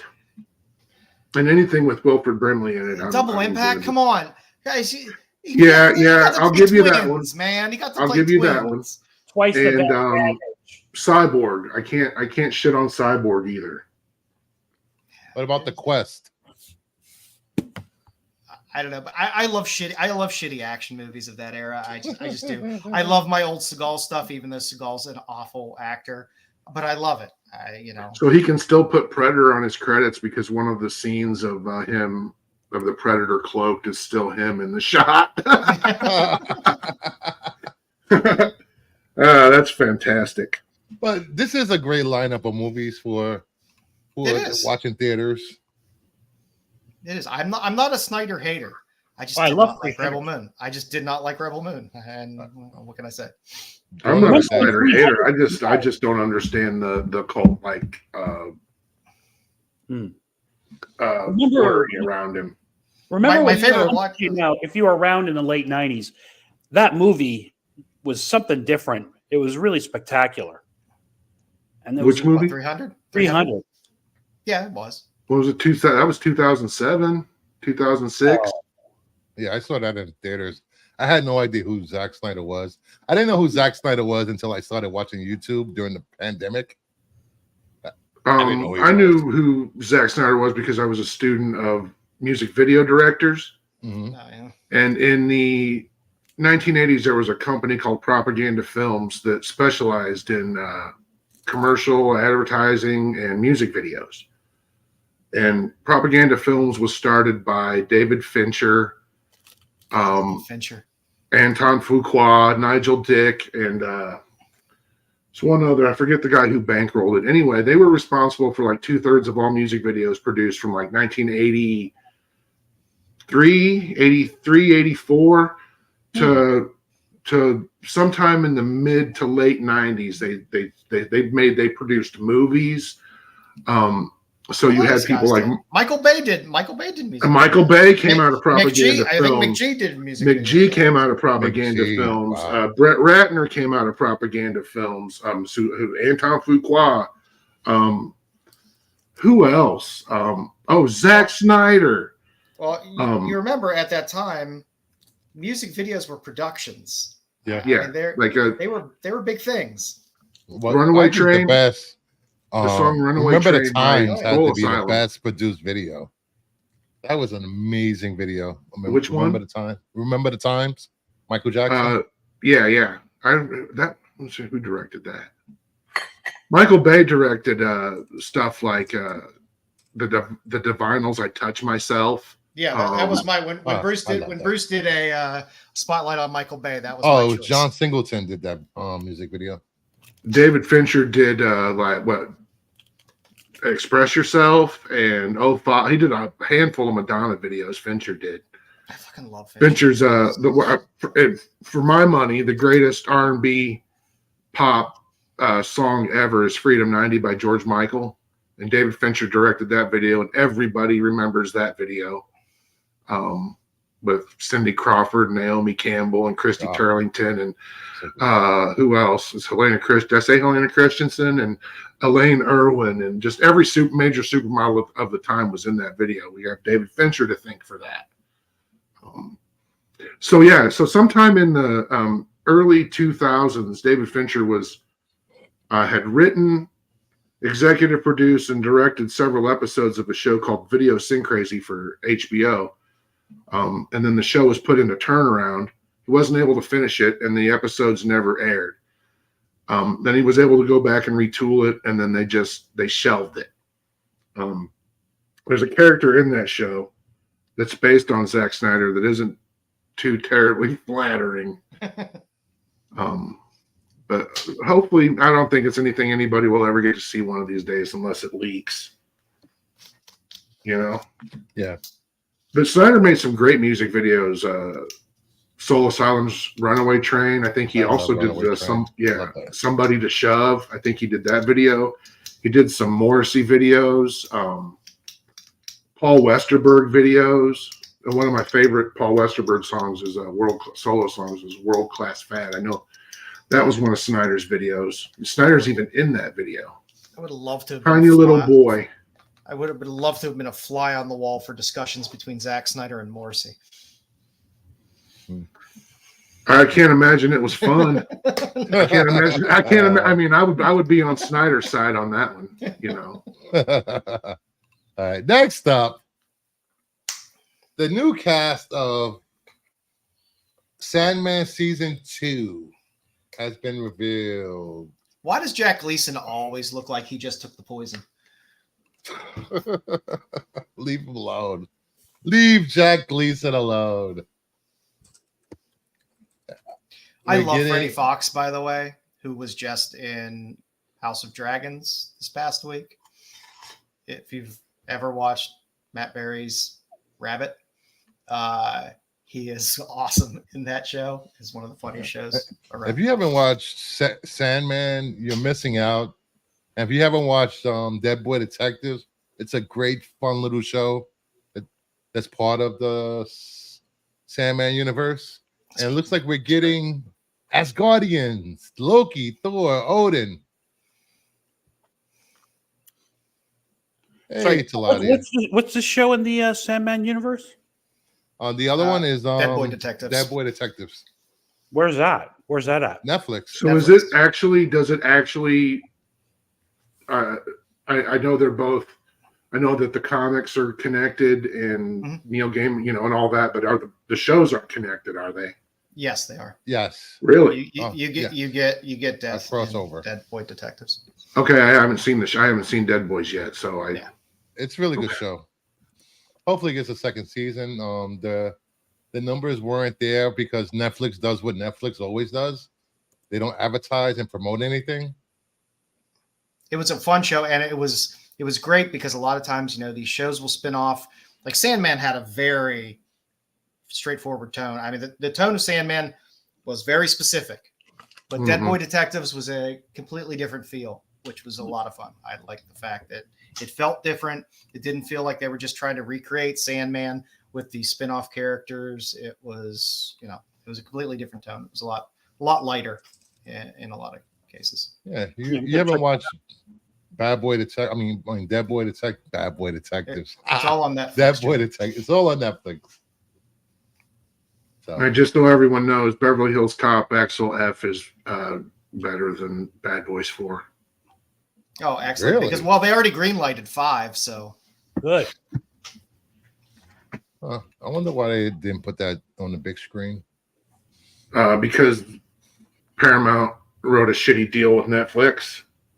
And part of the reason why it's taken so long for it to finally drop is because they've been fighting about it. I like when stuff just comes to Netflix. I know you do because you don't have to leave your house. Exactly. I'm happy about that. This is just one of those that, like with Ultraman Rising, really deserved to be. Oh, that was so good. 100%. Yeah. Oh, you were really right. deserved It was so good. They just love both of those movies deserved more than any other movies that Netflix has produced themselves or paid for, and other studios have made for them. They need to, yeah. I'll have to check that out too. I'm Bad Boy excited for Detectives on Sandman. Naughty Flicks. What is Naughty Flicks, Mama Bear? I'm excited for second season of Sandman. It was Yeah, me too. a very, very well done series. I liked it. Gaiman was very happy with it, which made me happy. It filled my gap of them killing off American gods. So, Oh, look who it is. Yeah, American Gods lost me after. it got a little crazy. I love that book. The book has family in Illinois, and when he was researching that book, he stayed in a town not far from them. Yeah, but the first season of American Gods was phenomenal. Hey, Oh yeah, the Josh. first season was definitely. Welcome, buddy. There's never been a better Odin in my opinion. Hey, Josh, have No, you than watched Ian Sandman? McShane. Yes. Yeah, Ian McShane's the best, no matter what he does. Oh, Josh, have you seen Sandman first season? Yes. Oh, I posted this in the chat earlier. You saw the cast for the Yeah, second yeah. season. Uh-huh. Did you watch Dead Boy Detectives? I did not. What's that? What is that streaming on? Netflix also. Oh, I don't have Netflix, so no. Yeah, it's just the cast. Next up, we'll get back to your George R.R. Martin said that there are two Game of Thrones universes: the book canon and the TV canon. Like, Do you have the clip of the dude's head exploding from scanners? No, I need that. I got a GIF. I'll put a link to a GIF. I got a good GIF of it that I put some digital memory on. Yeah, this is gonna hurt. This is gonna hurt some people's heads, man. You know. Yeah. But he said this before. Yeah. So what do we have? Reaffirming. Well, I mean, isn't it kind of like duh? I mean, Well, I mean, he's writing the books for Game of Thrones. I mean, you still have that. When does that? I sent Bruce for something a few weeks back about he's arranged.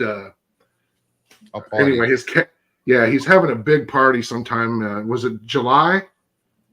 Did it say July? Let me look and see if I can find it. I can't remember what the date was. While I'm looking for this, Josh, what did you think of the Acolyte?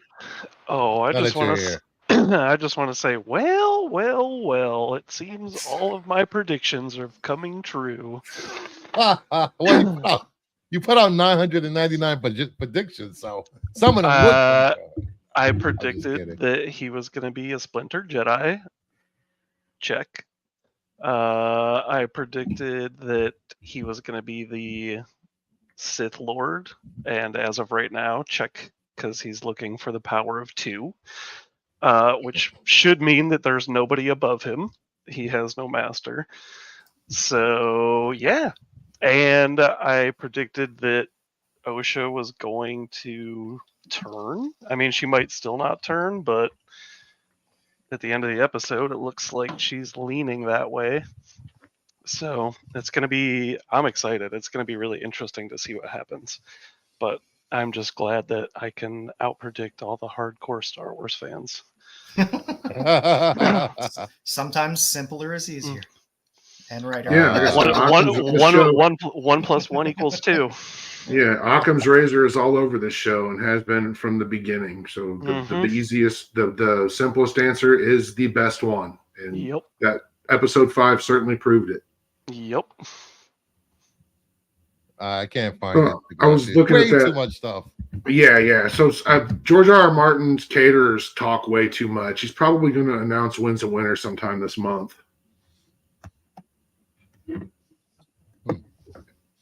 Do with that what you will. Hopefully that's coming out, because we've been waiting 15 years for a sequel for him to finally end this freaking Game of Thrones, Ice and Fire, whatever it's called. Will he think he'll ever write a book that is just TV canon? Or that he'll ever do a TV? See, that's where this shit just loses me whenever Star Wars fans we've got G canon, and then we've got the Y canon. Okay, what's Y canon? Why, I don't know. Why, I don't know. You just get lost in it, man. Just watch it and build your head canon. I actually said that to somebody one time. They're like, "Do you mean put a cannon to my head?" I'm like, "Yeah, if you want to, because that would save us both a lot of trouble." But no, I'm talking about just pick the parts you like, and everything else will be okay. Yep. All right. Moving on from this, I think we already talked about this. Warner Brothers and Paramount have expressed interest in merging Max and Paramount into a joint streaming service. Great idea. Hopefully it happens. Best for all people to have both. I just canceled mine, Paramount Plus and Peacock subscription. Really? Nice. Yeah, because I picked up. just canceled Max. Yeah, I picked Night Flight. From Night Flight's like $6 a month, and it's my best spent streaming dollar. I really can't say enough about Night Flight. If you're a child of the '80s and you had the USA Network and you stayed up late on Friday or Saturday nights, you might remember Night Flight. And now it's its own streaming service, and it's beautiful. I was too busy watching Silk Stockings. Silk stockings. No Silk Stockings on there yet. Mitzi But you'll Riders probably is be snack. excited for the reboot. No. Mitzi. Yeah, USA Network's Mitzi's bringing my all girl. that Blue Sky shit back. All of wow. it. Going all the way back to Silk Stockings. What was the other one? There was one before it. The Cockrell? late nights. I love the late night CBS stuff. To me, was better than the USA stuff. Well, Forever Night. Forever was Night, great. Dark Justice. Yeah. Yeah. Yeah, I don't think that stuff will ever come back. I'm glad still waiting I'm for glad it. they ended Forever Night. I recently saw the It's a good was show. it the movie with Rick Springfield. It's so bad. I listen to So him bad. he's got a show on Sirius on the 80s on 8. It's called Working Class DJ. It's on every Friday night before their big 40 countdown. And that dude's a trip, man. Yeah, there's no Rick Springfield is a trip. If you have Sirius, I highly recommend listening to Working Class DJ with Rick Springfield. Well, since I'm already demonetized, here we go.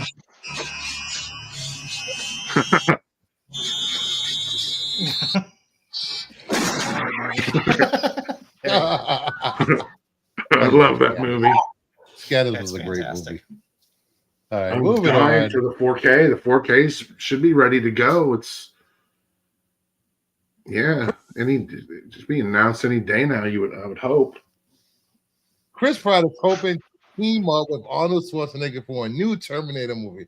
Oh man, that would be pretty great. Wouldn't it? I don't know. I don't want to see another Terminator movie with. I'd watch like Mario and Garfield with Arnold Schwarzenegger. I want Mario, Garfield, Aquafina, and Arnold Schwarzenegger in a Terminator movie. Oh jeez. Sorry. Bless you. Went to hit the mute and Bless you. stop my cam instead. Why haven't they made a Conan the King movie with old Arnold? Oh, Right. that Why would haven't be they made perfect. a good Conan movie in 30 years? No. It's in the same boat as like Hellboy and Red Sonja and They're like making whoever. a new Hellboy. I saw It's- the guy. Yeah, who's playing it's Hellboy. made, man, and it's all I gotta ask myself is how bad did Mike Mignola need the money after he got the rights back? Because I couldn't stand the David Harbour one. the less I say about this new one, the better. Unless you attach Guillermo del Toro to it, I don't really want to watch it. All right. It was made Has everybody seen the trailer? I haven't watched the trailer yet.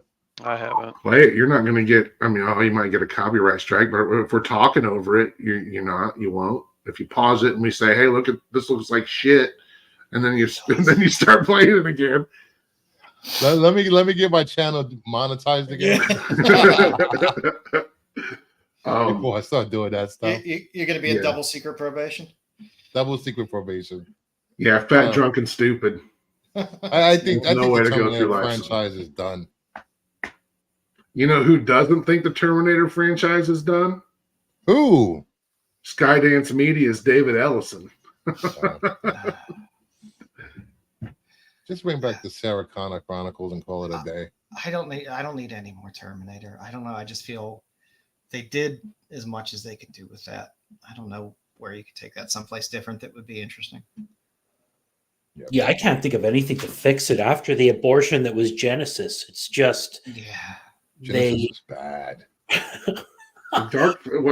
Dark Fate wasn't much better. Yeah. Genesis was so bad, though. I mean, Emilia Clarke as Sarah Connor, my God.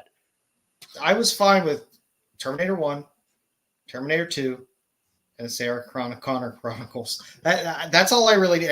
If I would have just had that, I would have been fine with Terminator.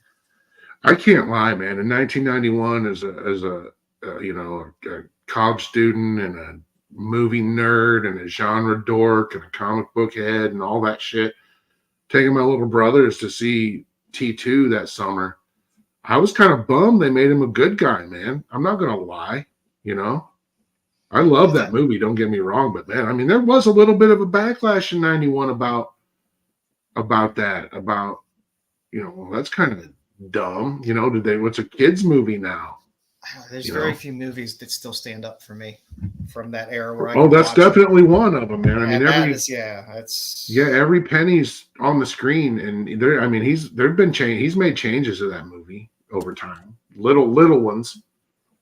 If you don't know they're there, you got to look for them. But it's definitely a fantastic flick. I love that show. That's what we need more of. See a recurring theme in Star Wars. God, I hate Grogu. The Force is all around us. Grogu's the best. Grogu is well. Initially, in season 1, I thought Grogu was great, but he just feels like comic relief now. It's like, hey, let's throw this little thing around, do some somersaults. His Mandalorian training. When he was in that, he is the Mandalorian. Robot. That was the Grogu is the Mandalorian. Oh, I hate that theory. They have to make him cutesy. I mean, he's become a character that middle-aged women at their office at the water cooler are talking about. He's cute, Grogu, blah blah. So they have to do these cutesy things with him. That's how I talk about him.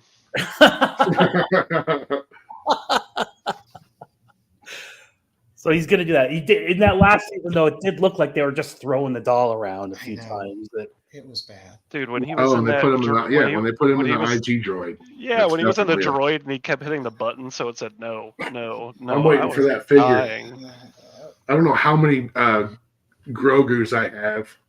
I think every deluxe Mandalorian came with a Grogu and a little carriage, and all I want is the IG Grogu.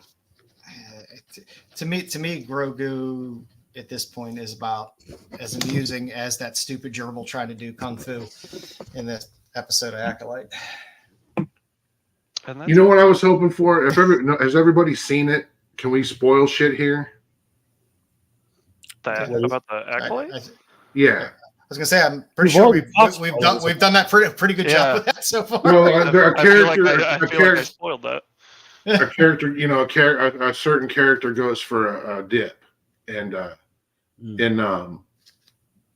there was a character that was from Colin Trevorrow's episode 9 script that made its way to J.J. Abrams' version. The thing was built and filmed and everything, and it was called it was just a big giant spider bulbous creature thing. It was like a Sith Yoda, right? Oh, the Eye of the Webbish Bog. Yeah, the Webbish Bog. That's it. I forget. I remembered the Webbish Bog part, but I couldn't remember the eye part. Yeah. I thought we were going to see that in this episode, but we didn't. They go into that in the most recent Vader series in the early episodes in that volume. They brought Webbish Bog into the comics. Yeah. Well, what is the name of the force stealing creatures in High Republic? The Nameless or the Nameless. The Nihil. Yeah. The Nihil. Yes. The Nihil.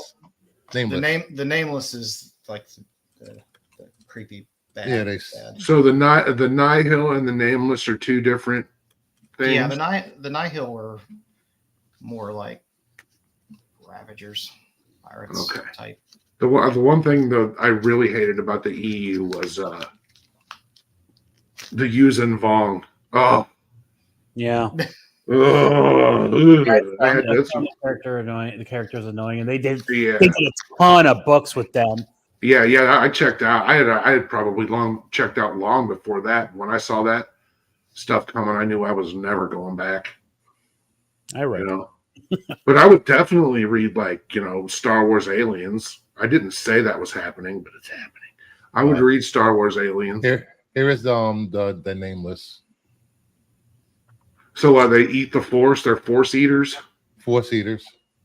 Mm. Yeah, that's cool. Do you think that this maybe? I don't know how this series is doing for them. I know there's whatever the few loud voices and all that, but I think this is the only series that topped this one in terms of ratings and watch time is Obi-Wan. Yeah, it's the second highest rated.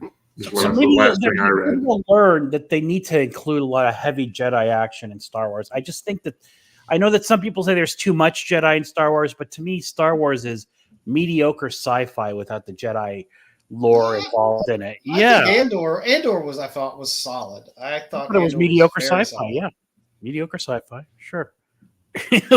I'm all for I don't think the Skywalker saga has to ever be the main thing in Star Wars, right? No, you have so much time to cover and so many other stories over time that has nothing to do with Skywalker. Yeah, but I will say that I think the shadow of Skywalkers should be ever present, much like you can't have you're just not going to have the DC universe without Superman. You're just not going to have Star Wars without that idea. It's not even necessarily a character. That's why they want to make a Rey movie, you know?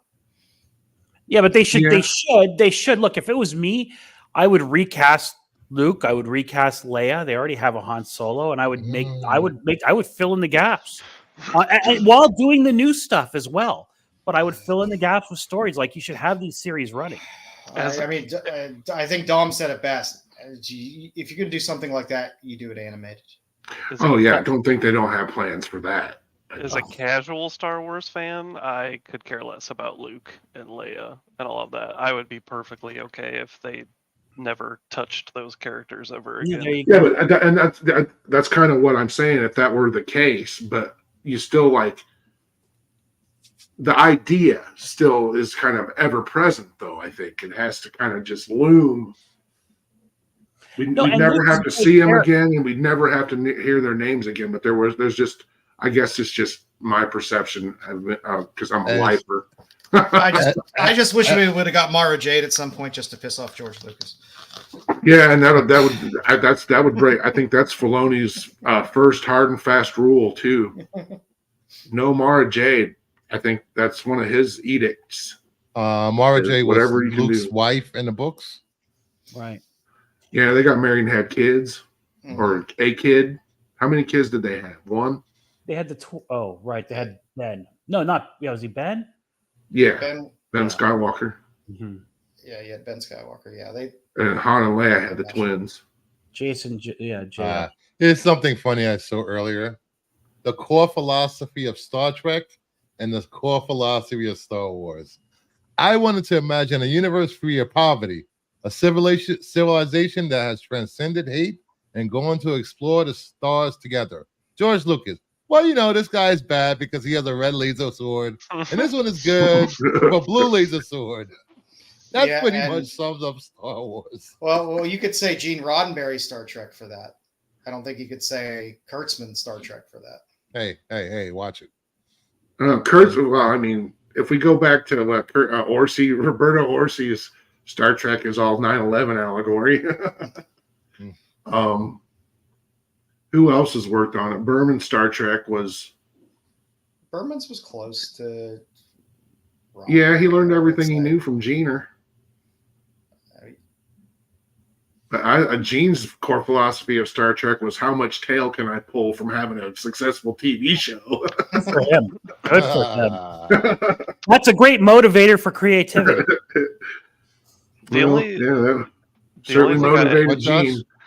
thing I haven't figured out yet is how Kylo Ren or the Knights of Ren, Okay. like how that is going to tie into all this. Here's before you came on today. That's what I brought. Yes, she said that, but did she mean it literally, or did she mean it metaphorically? Like, well, Kylo Ren was Ben Solo. He was this good person. Oh, she was a good person, and then they have a turn, and they to me, it could be something as just metaphorical as that, or it could be a literal tie. I think they can go either way with it. But was there a female Knight of Ren? We don't know if they're male or female. Yeah, they were just. We're going to talk about some of the coolest designs ever, and they just stood there and held their weapons. They didn't do anything. Yeah. Well, what also screwed me for the Knights of Ren theory was the fact that Khmer was looking for the dyad, which is a very Sith thing. The Knights of Ren were Dark Force users, but they weren't Sith in that way. So the Ren in the Knights of Ren, the Ren is a lightsaber, right? And they worship a red lightsaber. Is that what I'm understanding? Because I read the Kylo Ren comic. Yeah, and then you take the name Ren. I mean, you go back a bit. They're fleshed out a little bit. I haven't read enough back of those books to get down all of that. I mean, in the movies, they're just like, here's these guys. They're dead. He's talking about the comic book, The Rise of Kylo Ren. Yeah. So, Kylo Ren would have been that era's Ren, and I think that this guy is this era's Ren. Right. I mean, they only go back in terms of like history. It only goes back. There was Ren, who Kylo Ren got rid of to become. I know there was a Ren before, and then there was one Ren before that Ren that is briefly talked about. But that's like as far back, I think, in canon it's ever discussed. So okay. So they have carte blanche to it's a gray enough area that I think if they wanted to do something, they could. It just seemed very odd because the Knights of Ren aren't about that dyad. That's this thing. So that threw me off a little bit. I was like, well, now that you just said that, now it doesn't make sense that any of them would be the Knights of Ren because they weren't for the Jedi or the Sith. And if he's talking about wanting the power of two, he wouldn't be a Knight of Ren. So and like I said, who knows? I know enough about Star Wars and not enough about Star Wars to say stupid things all the time. So I could be completely wrong on all of it, but he says to Sol in Episode 5, the Jedi would call me a Sith. Yeah. Which is very it's steeped in a little vagary,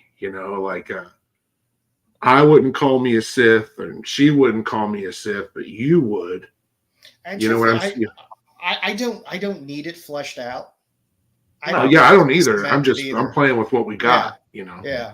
I wouldn't be disappointed if that's a story point that they don't ferment in some way. I'm fine with that. Josh, before you got here, I threw out a theory that this scar was created by Venestra's whip. She was his master. Yes, I didn't even think about that yet, but you're 100%. I guarantee you're 100% right. The way the camera stays on her has always creeped me out a little bit, man. Ooh, that's such a good theory. If you're wrong, I would be shocked. Wife. I wish she had a little more. Remember I said that before, personality. Dom. I can't wait to bust Dom's balls tomorrow in the group chat. Yeah, I think that is everything. On purpose. I also think that Yord and Jecki were made unlikable until their final episodes for a reason. Yord is a character that's used a lot in Star Wars. It's the kind of cocky, kind of by the book, perfect. Yeah, that's not by a usual Star Wars character. Book. Vanessa Rowe. I watched both seasons of Star Trek. Star Trek. I watched both seasons of Russian Doll. By the book captain. Tedlin's partner was in that as well. The lady that plays Vanessa Rowe, and she wasn't as wooden in that. So I mean, it's definitely purposeful, but So it's just not very intriguing. I think there's what, 2 episodes left now? Yes. Yep. So I think the only thing left that needs to happen, and then I will have predicted everything, is that Osha does in fact join the dark side and May joins the Jedi. I think that's all that's left that needs to happen. Or What doesn't did she join do the with Jedi the- and just does whatever she does. Yeah, but yeah. isn't, but isn't The bad. marking off her But head, isn't did I bad, miss yeah. something? What did she do with that mark on her head? She was covered by the hair. No, it looked like when Soul knocked her out. That I did see that. That might have just been something. was I may need to go back and look again. It looked like it was burned off, or she had. I don't know. Maybe She covered it in some dirt or something. Who knows? Yeah, or prosthetics messed up and just forgot the. I want to find out what it's like to be on that thing that was on that guy's face in that episode. The thing that subdued the prisoner on the prison ship. Oh, that thing. Ooh. Yeah, I bet that's a great trip. You weren't here when we showed this from the trailer, Josh. They still haven't shown this part. Yeah, the flat. I mean, I'm assuming that one of these still has to be a flashback episode. Which I mean, again, three is directed by the same person who's directing 7. 3 was the flashback. So okay, so Kamaka versus Torben, witches, right? Yes. Kamaka versus another Jedi. That's Torben. The receding hairline. Yeah. Master, what'd you call him? Master Rogaine? Master Rogaine. What are you doing, Doodle? Come here. Yeah, I'm really curious to see how they end up connecting all of this with that guy possibly being that chick was his master and what happened on this planet and all that stuff. It's going to be... He committed seppuku, so he did something bad. I think he was the one that killed the witches. The other witches, because the mother took control of him and made him kill all of them. Oh, yeah. The mother again, that's Occam's razor right there, man. I mean, we saw we go right there. But then why... why would he kill himself? The guilt. No. Like, why would Soul? Like, I feel like he has some part in this because he clearly feels he covered it up. Yeah, I mean, I guess that makes sense that they would cover it up. All those witches in episode 3, because that fire started, and then all the witches were piled up in that room. Maybe it was one of them. That fire in that all stone structure they were living in. I don't think the fire. I think the fire is what killed them. Yeah, I think you hear after May lights the book on fire. You hear her scream, and I believe you hear something break. So I don't believe for a second that she meant to burn that entire temple down and kill her sister. That's just a kid doing some rash stuff that got out of hand, And I think we'll eventually see that. I think we'll see. Every good mystery does it. We'll see what really happened. Somebody will lay it all out for us here in the next hour or 90 minutes or so. Yeah, I think that's the only thing for sure that we will get. We'll find out what happened to those witches. That's and with these viewership numbers, if these viewership numbers are right, there's just no way they don't give this a second season if they've got 100 years of potential lore to play with, It's so dark and I love it. This is definitely my favorite series by far. I don't care what anyone says about how bad it is. I get that. I get what you're saying. It's for me, it's something like I'm old, man. I'm 54 years old, so I've been there. I remember going to see Star Wars. I remember that feeling, that impact and this show just carries that forward for me in ways that I didn't expect. It's nice because I feel like maybe I didn't like Star Wars because it was always just like so black and white.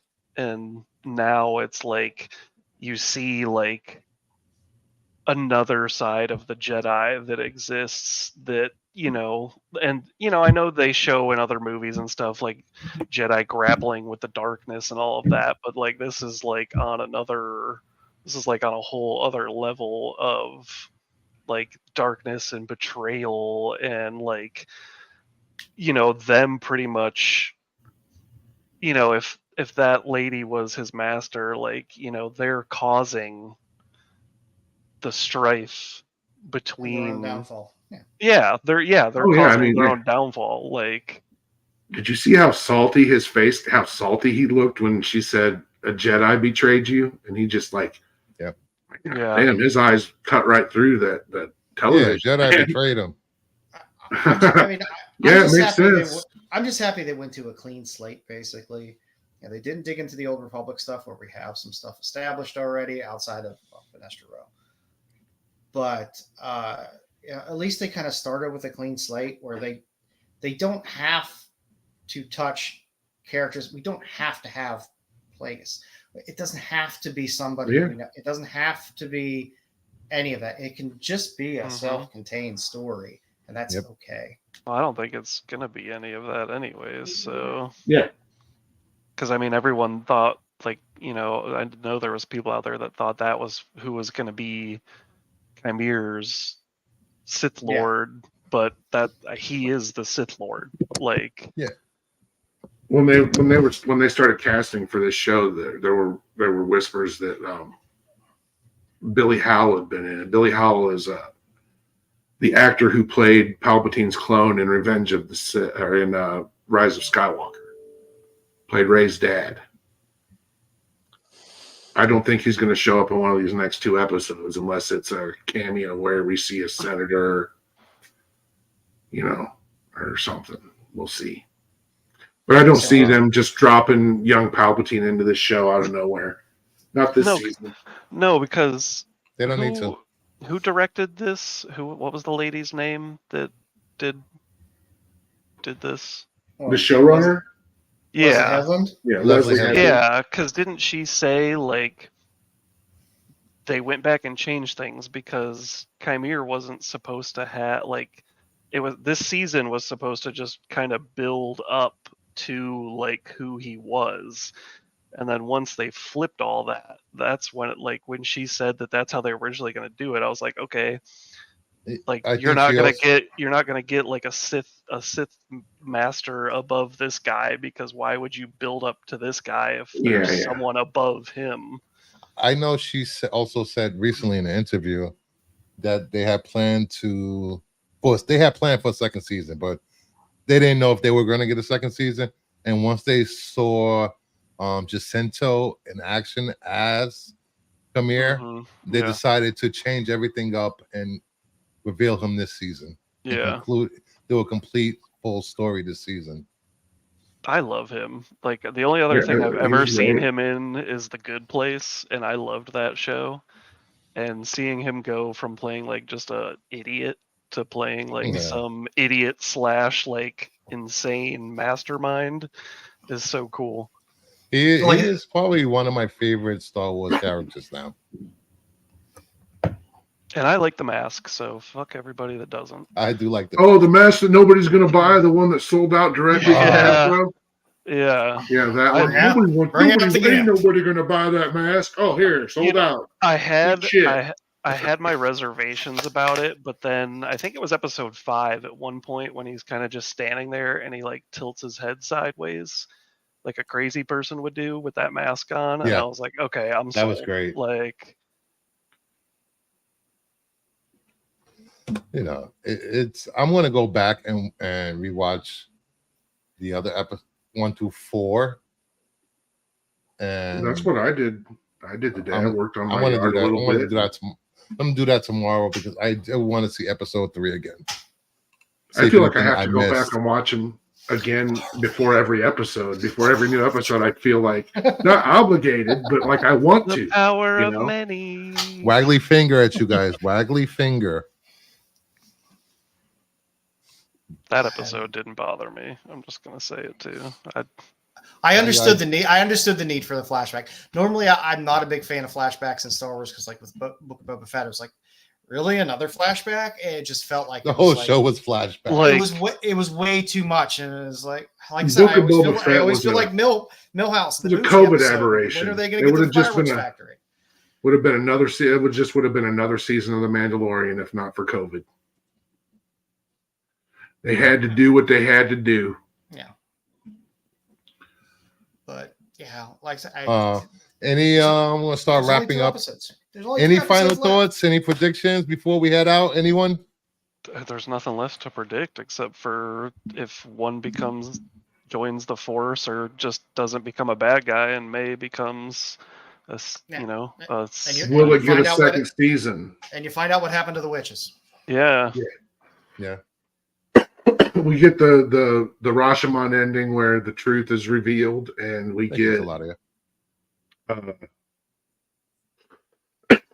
a second season announcement.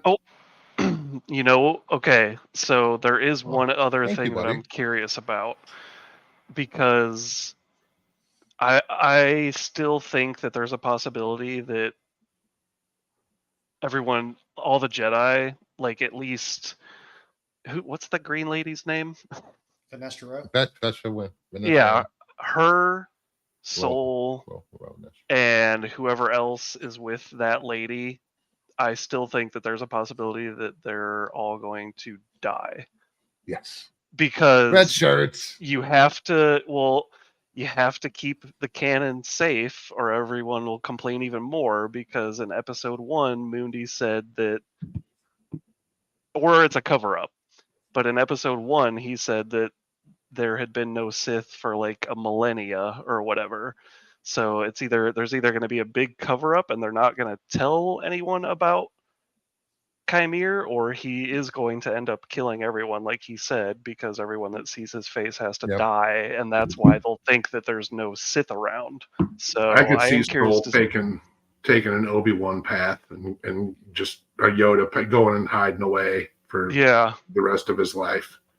Yeah, I can't see Yeah. him turning himself into the High Council and That's why I think he might admitting die. everything and telling everything. Yeah, yeah. Then, I mean, then it's way too many people that know about what's going on. And then Exactly. That makes Yep. things messy. I could see him dying. I could see him. If going they and all being a hermit. die, I'm gonna lose my shit, dude. I'm gonna.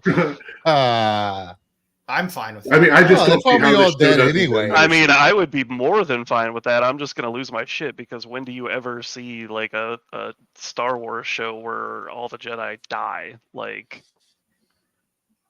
and the bad guy rules the day? Like, With Return of the Sith. what? It's this show's still just Revenge of the She. Oh, show. Revenge of the Sith or whatever the hell it is. Revenge of the She. She. I mean, if Osha becomes bad, she needs someone to train her. So I can't see them killing off Chimere, No. especially since he's the most interesting character in the whole Yeah. show. No. I still don't know why she made the cast watch Fight Club. I mean, I do, but I don't. I get what was trying to show them, you know, but it still seems a little bit on the nose. And those camera moves, I don't know, man. There's something going on there between those two sisters that hasn't been revealed yet. And I could be totally wrong, and I'm putting, you know, some shit there that isn't there. But I think whenever Osha wakes up in that camera, and then she's like startled awake several times throughout the course of this show, and the way the camera, I don't know, maybe is there some like Nolan-esque time manipulation shit going on here that I'm missing? Like what? Is Maybe this like the Dunkirk of Star Wars? Too deep. Thinking too deep. This is Star can't Wars. Yeah, I feel can't like see it they- being that deep. Yeah. Yeah, I don't think Again, this is a. I series don't think it is either, lightsaber but I'm just throwing this stuff out there, you know. What'd you I say, feel like Voltaire?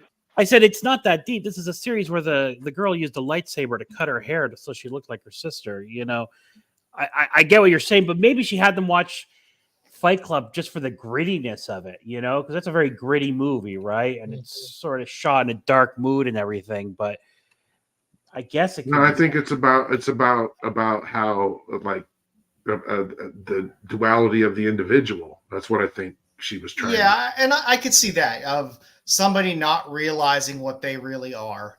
Yeah. okay. And that kind Okay. of And like when whatever the little rhyme they say to each other is, it's just, I don't know. There's something else going on there and again, it might just be me. I know it's not that complicated. Like I said from the beginning, Occam's razor's all over this show. The simplest answer is the feel like best you just one. hate each other. Yeah. All So right. Let's get out of here. We've been going for 2 hours and 40 minutes. Thank you, everybody on the panel. Thank you, everybody, for watching. If you're watching for the first time, please hit subscribe. If you're a current subscriber, please hit the notification so you know when there's a show. Hit the like, comment on the replay. And I want to wish everybody a happy 4th of July. And if you're having a bad day, just remember, this guy has bad hair. Jesus. Man, I still can't. Have a good night. Bye-bye. Happy 4th.